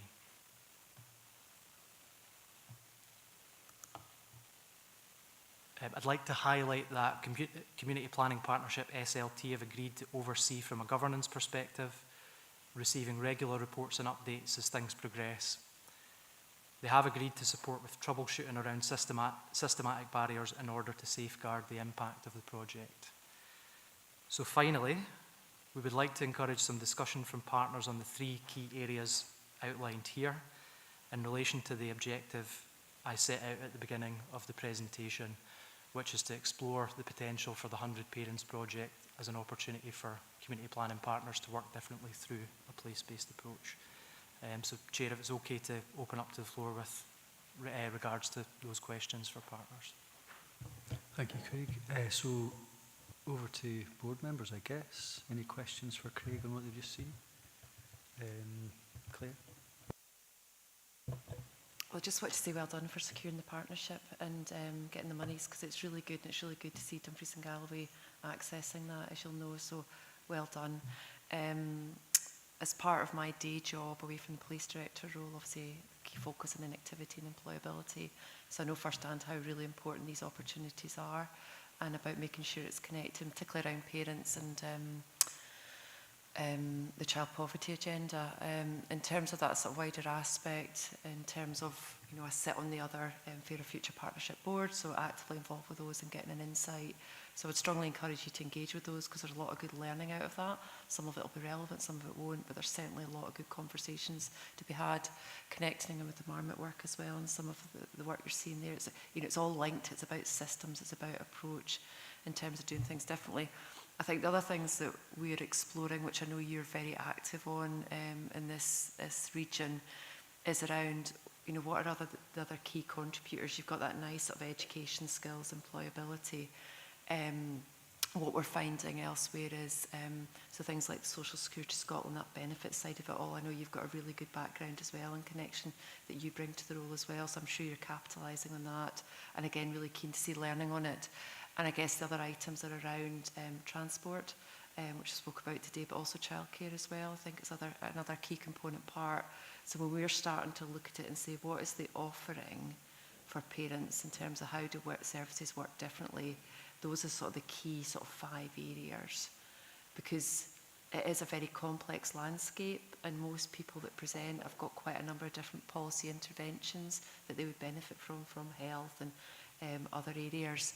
So I would just, you know, implore you about that. And if you want to follow up conversation, happy to do that, and happy to offer some support and resource from my team to sit alongside to maximise this opportunity you've got. So well done. Thank you, Claire. So a couple of contributors to come. So was it Alan or Dawn first? So Dawn, I think, first, and then. Thank you, and thank you for the presentation. And really interesting approach, and I'm aware of the other work in other parts of the country. I'm just wondering if is there a way of capturing how different models might be reducing demand for public services? You know, because if we get this right, and there's no wrong front door, and not, you know, we don't have the inefficiencies of referrals to different organisations for different things, but it is truly, you know, a different way of working with a family. How can we capture the impact of that on public sector resource? Because, you know, having evidence that doing things differently that actually reduces demand in some of our services would be really valuable. So, you know, really interesting project. I'm just interested in the impact from a demand and financial point of view, and how we can build that in to capture that. Thank you. And Alan? Thanks. Overall, really supportive of it. First of all, I've been involved in some of the early discussions. I think it's absolutely the right thing to do. I think the key here, though, is in the delivery. So I think around some of the questions that have been capturing the learning and the flexibility of the approach is right. And as Dawn's mentioned, I'm really keen to understand what it means in terms of impact of public services. Some thoughts and maybe a couple of questions. One, where I'm coming from a background of this is exactly the space that I've come to this role from. So whole family support, early childhood, for example, community-led support for families. So I'm conscious that we are essentially have created a temporary public whole family support service. So this is my first point, and it's only for a year. So perhaps linked to Dawn's point is we've created a public service with public service staff here, but we're only funded for a year. So my first thought is around, what does that support look like in terms of beginnings and endings for families, and what happens for families who have opted into that process, but actually the support is not, they still need some support after the 12 months. So that's a very practical kind of programme question. My second, I suppose, is around the other resources that are available. So identifying other partners, I'm automatically going to say a lot of this work is already happening in our communities with third sector organisations. I'll not name them all, but there are several across Dumfries and Galloway who are providing that in the home, in the community, alongside support, less intervention, more peer support, which is very often a place where many families would like to start. Are there resources still available in the project budget to enable us to expand some of those, for example, or are we restricted to the kind of frame of what the key workers might do, for example? And my third is around engagement with families. So I think a really important strand, which is absolutely centred to this, is families informing about what their needs are and what responses they need to their needs as they're identified. But we also have a number of other work streams across our partnership doing the very same. The Children's Services Partnership, the development of the new neurodevelopmental family support service, some of the employability services you've said that are already engaging with families, and similar to our early conversations today, avoiding that fatigue where we're actually putting families into different spaces for our own learning rather than being responsive to their needs. So I'm in a mood for big questions, Chair, today, and I apologise for that. So if there are any comments in any of those aspects, I'm really keen. What do the endings look like, having created a temporary public service? How do we integrate all the learning from families, and how do we invest in our communities to make the model sustainable? Thanks. So great. I mean, you've had 3 contributors there. Just what you obviously had a bit of time to reflect, but I don't know if you want to come back on any of those points just now. Yeah, so I think just really appreciate the feedback there and the support in the room. You know, I think the discussion already is lending itself to what we wanted to achieve, which was to get partnership back in and get everybody behind this. And I think there's already an acknowledgement and an appetite for this work in the region, which is great. I think three really specific points that you touched on there as well. Alan probably can't answer any of them in massive detail at this point because it's an emerging picture, and you know, by its very nature, it's a pilot program, so a lot of that stuff will be scoped out over the coming months. But Claire touched on the point that we've got some learning that we're taking from what was that, about 8 or 9 other local authorities in Scotland at the moment that are running Fairer Future projects that, you know, we've taken pretty much a direct template to replicate in Dumfries and Galloway. So we can probably measure some of the impact there that it's having on wider public service in terms of efficiencies. Then coming on to your point about the exit plan, at the end of the programme, like any project, you know, that's built in. We don't know exactly what that will look like at the minute, but if we get the streamlining of services right, and that no wrong door approach, then the longer term impact perhaps is that those families will be more supported as part of business as usual and day to day within their communities with that more collaborative approach. But there is a bit of work, I acknowledge there's a bit of work to be done there about exactly what that will look like at the end of the programme. I can't speak for the budget at the moment in terms of, you know, what additional strands might be available to build on work that's already happening in the communities. But linking into the last point, or probably question 2 and 3 in there around the work that's already going on in communities and engaging the parents and the families, to me, the biggest part in this is working with the likes of our third sector partners who are already working in communities and already trusted to use them as a conduit to get to some of these people who are maybe a bit hidden. So I'm talking, you know, from a selfish perspective and employability. This isn't really about the people that we are already working with in employability. It's about getting to those people in communities who are furthest away from that, you know, that edge, at that end of the pipeline, to give them that support, to alleviate the barriers, to get them ready for that in future. So we really need to be tapping into the people who are already working in the communities, who have already built up that trust, rather than someone else coming in fresh and second guessing what's needed. So yeah, really leaning on people who have got their finger on the pulse will be critical. I did have a couple of questions, but I was just going to look to Skills Development Scotland to see if they had any sort of input into this, because it sounds almost like it would be part of that lifelong learning and sort of skill support to help people get into different destinations. So I don't know if I may be putting you on the spot, Andrew, but it was just to sort of... No, absolutely. I think you're right, and I think Alan asked the question, So, and I think Craig... sorry, John, I was looking mainly, sorry, I maybe got a lazy eye, but it was more towards Andrea and her Skills Development Scotland, but by all means come in afterwards. Thanks, Chair, and thanks, Craig, for the presentation. I had heard some of it before. So, I mean, the sort of things I'd written down was around trying to, I think somebody said it, about capturing that wider impact, so that we can then try and apply for, like, maybe future funding or trying to extend that model, because it's very much based on that relationship-based model and with key workers and developing them relationships, and the difficulty will be if we get to the end of that and then the exit strategy with them, and where do they go, where are they signposted from then. So and if the service isn't up and running until January, and then I'm not sure what the plans are around recruiting and how do you make sure we target the right 100 parents onto that, you know, likely that's going to take probably till about March to do that. Then you've probably got 3 months until you're then looking at the exit strategy of it. So probably that's what I think it's a great project, but it will come down to how we execute it and how quickly we can get people onto the programme to make that difference. Thank you. Sorry to put you on the spot. So, but John, apologies. So I did have a couple of points, if that's okay, but I was intrigued by the... I remember being on the ADP, Alcohol and Drugs Partnership, a long time ago, and it always struck me that the focus was around people who delivered services between 9 to 5 on a Monday to Friday.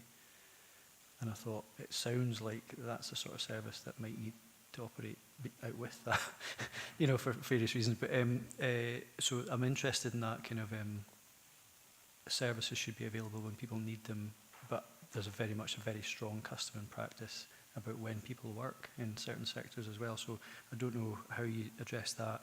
And the other thing was, you mentioned about parents self-selecting. And is there an alignment with where those parents self-select? And we've just had a conversation really about plans, locality plans, place plans. And the areas that you're talking about seem to have an alignment with at least some or all of the place locality plans. So I'm just wondering, will parents self-select? I presume they will. But or will we help them self-select for them? Do you know what I mean? So I'm just sort of wondering how that would work. Thank you. Yeah, so I think in that sense there does need to be some sort of targeted approach where there's probably not a fully formed picture of this at the minute, but we're looking at a persona of a person that the project wants to target. But ultimately, people will only put themselves forward if it can be sold properly and we can offer that support. So yeah, but I probably can't answer that in any specific terms. A bit of development around how that'll work, but yeah, ultimately it will be about those that want the support and want to come forward for the support. Valerie. Yeah, thanks very much, Craig. I think the prize in all of this is, how do we use that learning to look at how we do things differently? This is, there's lots of different funded policy streams which are actually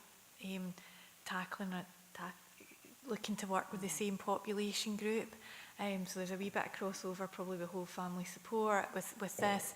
And I think we need to get into that space to go, actually, what's the crossover here? How do we use our resources differently?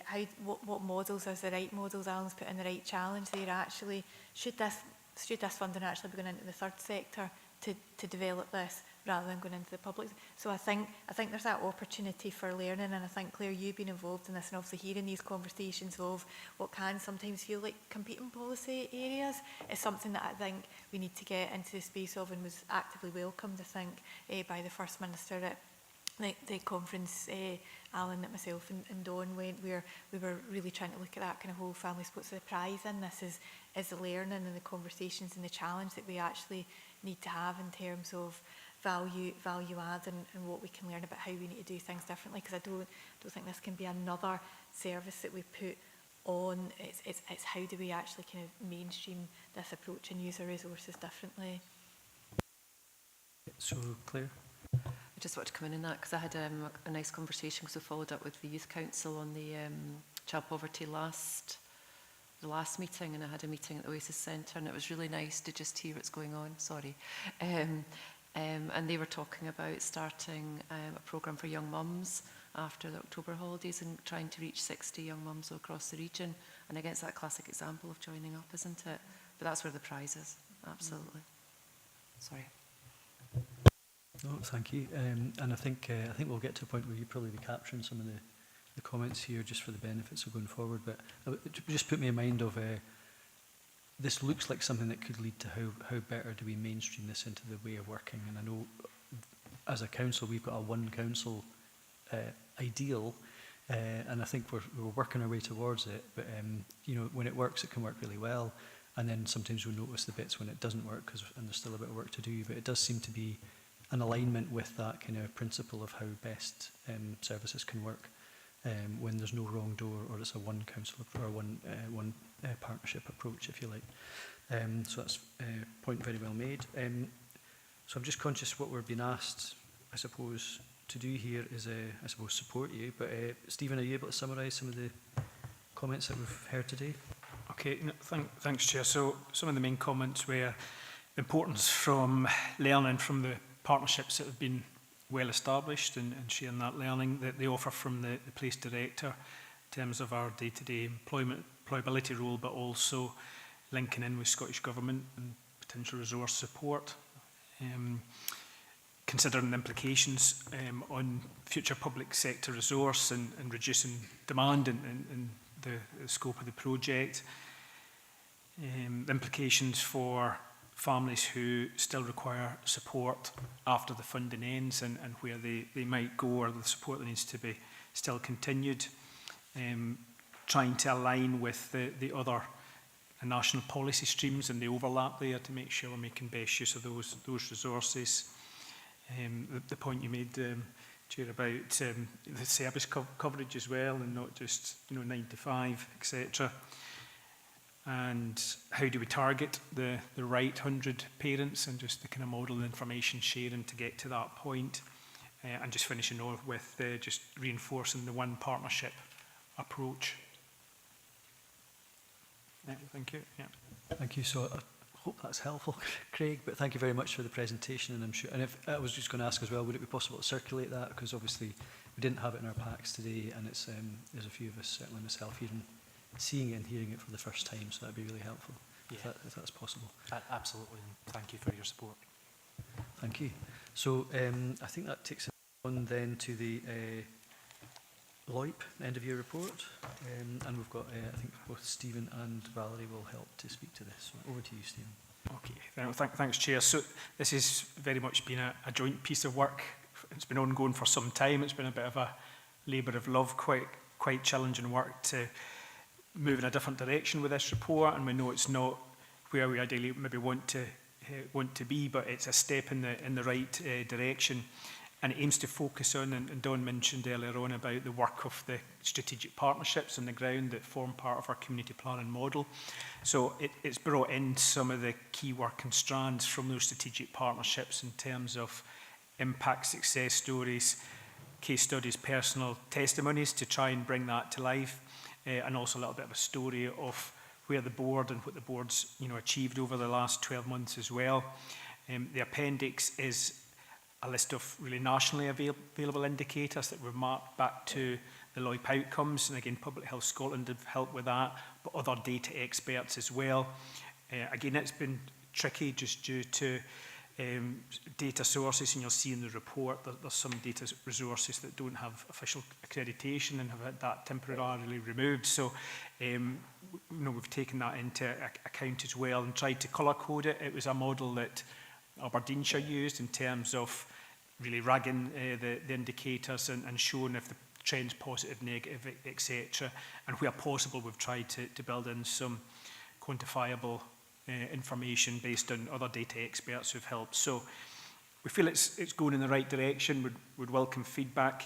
In Appendix 3, and we've just had the discussion on place, but we've tried to map in a range of kind of localised indicators that are out there at the moment, and that's from the work that's been undertaken to help evaluate the impact of the council plan and the regional economic strategy, because we're all after the kind of same information.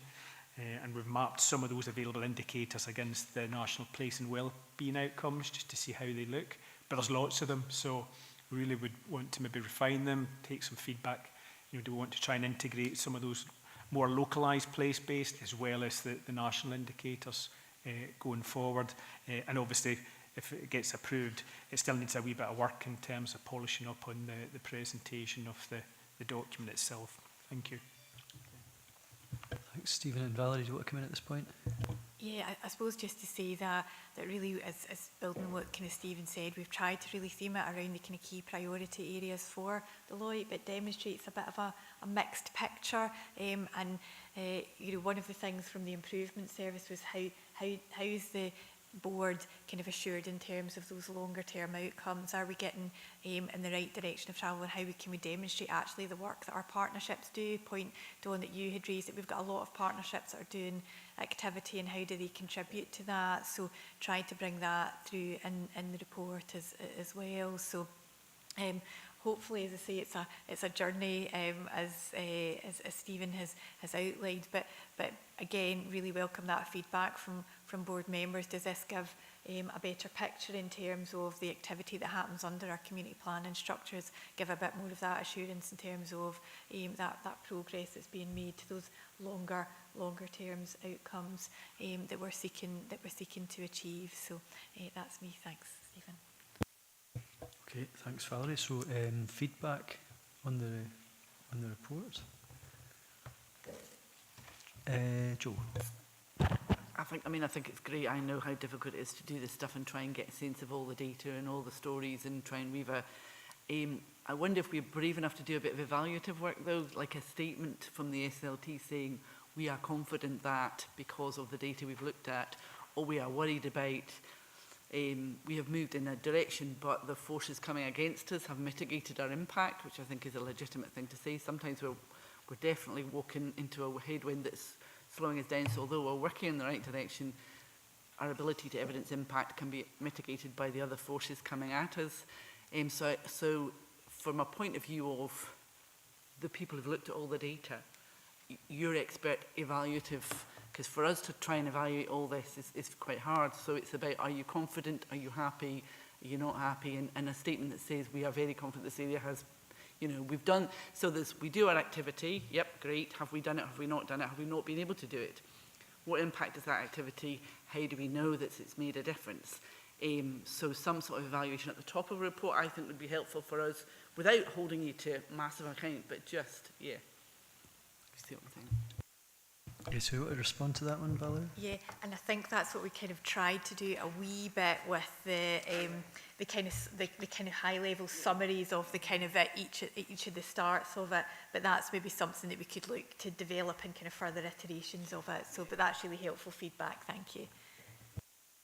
It's sort of fresh in my mind from a recent Audit, Risk and Scrutiny Committee where you'll have maybe familiar with risk matrices. So there's something there about sometimes you can only maintain something because, as you say, there's other factors that you know, the best you can do is to not make things worse. You know, so and there's, you know, maybe there's something about how those are types of things. I don't know. It's just idea popping into my head at this time of day, but yeah, there's certainly a point there about that. Any other comments or feedback on the report? So, Dawn, I think you just got in there by a split second, and then it's Alan. Sorry. No, really welcome it and recognise the journey. And you know, I just wanted to say that I really welcome the case studies because that's what brings it to life. So I think if we can develop that and get those, you know, and develop more of that as we move forward, I would really welcome that, because it's through that kind of approach you really see the, you know, individual or community impact. Thank you. Thank you. Alan? Yeah, thanks, Chair. And I agree, I think it's good progress. We're probably in a bit of a middle point, aren't we? We're trying to report our old way of working with a new outlook. But I do agree, I think the progress is helpful. I'm with Joe around, I think it's just a maturing of our confidence and our governance as well, which is around, I would still say, is there still quite a lot of information to come to board in terms of its detail? Where are we confident that SLT can take an assessment of that data? But it's helpful for us to see what's been looked at. I think that's important. So great progress, and I do know there is some detailed work focused on outcomes, progress to long-term outcomes. It's still sitting with SLT, so it's not a done exercise by all means. My only practical, technical comment, Chair, is the when you're doing, it's always a pitfall of trend reporting, isn't it? I'm looking at page 97 just as an example, but it might be just another run through. The times where an upward trend is a good thing and a downward trend is a good thing, and our arrows up and down don't reflect the green and red, so the arrows are not clear whether they're reflecting the trend or whether they're reflecting a positive or negative movement. And it's just a real practical thing, because at a snapshot I think you can see when it's colour coded, but then the arrows are not quite following for me. So that's a very practical point that can be looked at. But other than that, really welcome the report and the approach. I think it gives us a good deal of confidence. As I say, my small bit is, I think we could get even more confident of delegating even more of this into SLT and the board taking a terms of confidence in terms of progress. And I agree with Dawn's point entirely. I think the more real life people take stories about the impacts that we've had on them and their communities is really welcome. Thanks. That's really helpful, thank you. Any other comments or feedback other than to, I suppose, recommend and commend the report so far? It's, as you say, it's maybe the midway point. I like the way you put that about a new line. Well, is that a new wine in old bottles? I don't know, but probably not. But yeah, so there's something about we're on the journey, but we're on the right track. I think that's the main thing. So, so if there's nothing else on that, I think we're invited to. Consider and agree the end of year report, so we're happy to do that. Thank you. And there's a few, we didn't really cover off the place-based indicators, but obviously they're in Appendix 3, but I think there's some useful feedback just in terms of the report, and I don't know if you want to maybe comment on that, if you've scribbled that down, Stephen, but... Specifically the place-based one? Just in terms of the feedback captured in terms of the report. And so.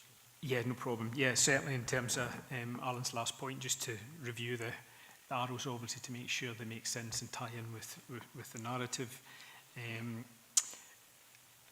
Let's see. The evaluative, the continuation of the journey in terms of, you know, evaluative summaries that Joe picked up as well, which was really helpful.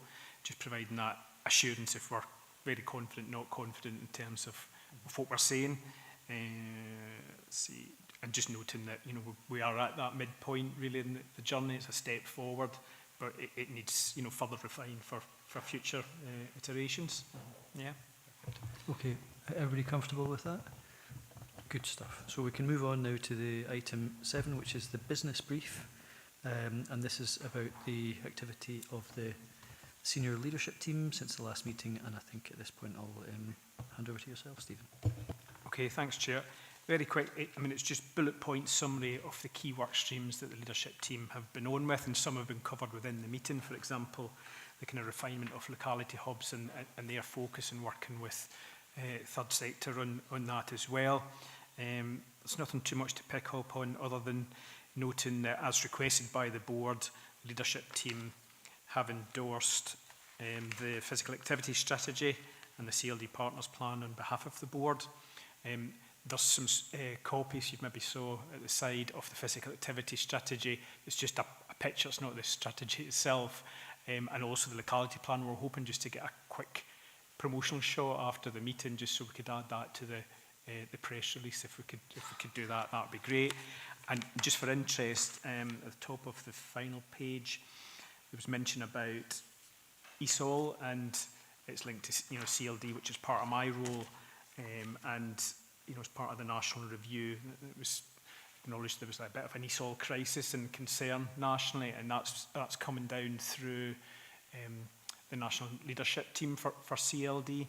So what's happened this week is that local authorities have been contacted to say through that work stream there's going to be national thematic review of ESOL across the country, pulling together some of these concerns, and the approach they're looking at is picking 2 urban authorities, 2 island-based authorities and 2 rural-based authorities, and to come down for a few days, have a deep dive conversation with partners, individuals, and just look at what the landscape is, what's the issues, challenges, which will form that kind of national picture. So I think that's really welcomed, and they're hoping to complete that work by the end of November, so it's going to be happening really, really quick. If Dumfries and Galloway are chosen as one of the rural ones, obviously that'll have an impact in terms of the resource and gathering that round, but we'll just have to wait and see. But I think the purpose of doing it, I think, is really, really valid. So I just wanted to highlight that as well. And the final one, just on the communications protocol, that, you know, there's not really a slick communications protocol that supports the board. And there's been a chat outside this meeting with that. There's a model that's been used for the Public Protection Partnership, who've got the same type of challenges. So certainly as a few comms officers have already had some connections about how we can make it a bit slicker and easier to get messages out and better promote the work of the board. Okay, thank you. Thank you. So any comments on that, or happy with the update as it is? Valerie, you look like you want to come in. Yeah, it was just really on that, the ESOL part. I mean, that's such a fundamental supporting new Scots coming to the region to enable them to get those skills and that training to speak English, and then that helps them, it makes it easier for them to access services, and also then reduces the demand and the cost that there is on kind of translation services across all our agencies as well. So it's one of these classic cases of actually if the funding isn't there to do that, then the cost then usually kind of goes elsewhere. So it's a really a good preventive intervention in terms of that. So it sounds a really good opportunity, Stephen, to capture that learning if D&G is able to be a pilot in this space, because you can see a great example in our case studies of somebody who's come and you know, set up a business, integrated and really thrive through those opportunities. So it's just, that brings it all to life, doesn't it? Thanks, Valerie. Do you want to, Claire, did you want in as well? Just ask, because I'm learning something new today as well, so that's interesting. I'll take that back. I'd be interested in any contact details or dialing me in, so I'll certainly reinforce that you've got an interest in Scottish Government in relation to this. And I agree, it cuts through everything, so I'll make sure my team are involved as well. Thanks, Claire. I think with that then, I suppose we've considered the key areas of work. Are we happy to note that the CPSLT have endorsed the physical activity strategy and CLD partners plan on behalf of the board? Okay, thank you. So I think that's, thank you for your patience, everybody, and your contributions. But, so I think we're formally closing the meeting now, but as Stephen said, there is an opportunity for a picture, hopefully out in the rain. And then I think we'd also welcome a bit of, if you're able to, and I appreciate it's been a long day, but this, for a bit of constructive feedback about this type of format. So I don't know if we could maybe capture that somehow, or I don't know if you want to speak to that. Yeah, Chair, I think we're just going to close the meeting formally now and then just hold on for a few minutes and just take any observations and comments from board members in terms of how they felt that worked, or constructive comments. Perfect, let's do that then. Okay, that's the meeting shut, and we'll speak to you all shortly. Thank you.